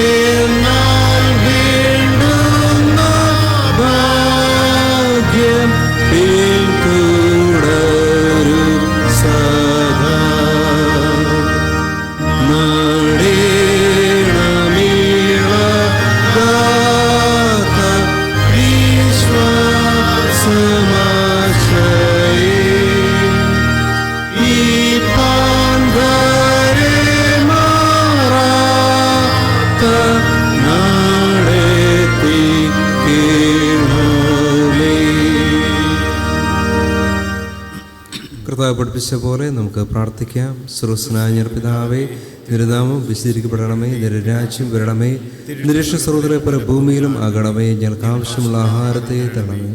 നിരക്കാരോട് ഞങ്ങൾ ക്ഷമിച്ചിരുന്നത് പോലെ ഞങ്ങളെ ഞങ്ങൾ ക്ഷമിക്കണമേ. ഞങ്ങൾ പരീക്ഷയിൽ കിടത്താതെ ദുഷ്ടങ്ങൾ വിടുവിക്കണമേ. രാജ്യവും ശക്തിയും മാത്രം എന്നേക്കും നിനക്കുള്ളതല്ലോ. ആമേൻ. ഒടുവിലായ വിശ്വാസത്തോടു കൂടി കർത്താവിൻ്റെ ആശീർവാദം കൈക്കൊള്ളുവിൻ.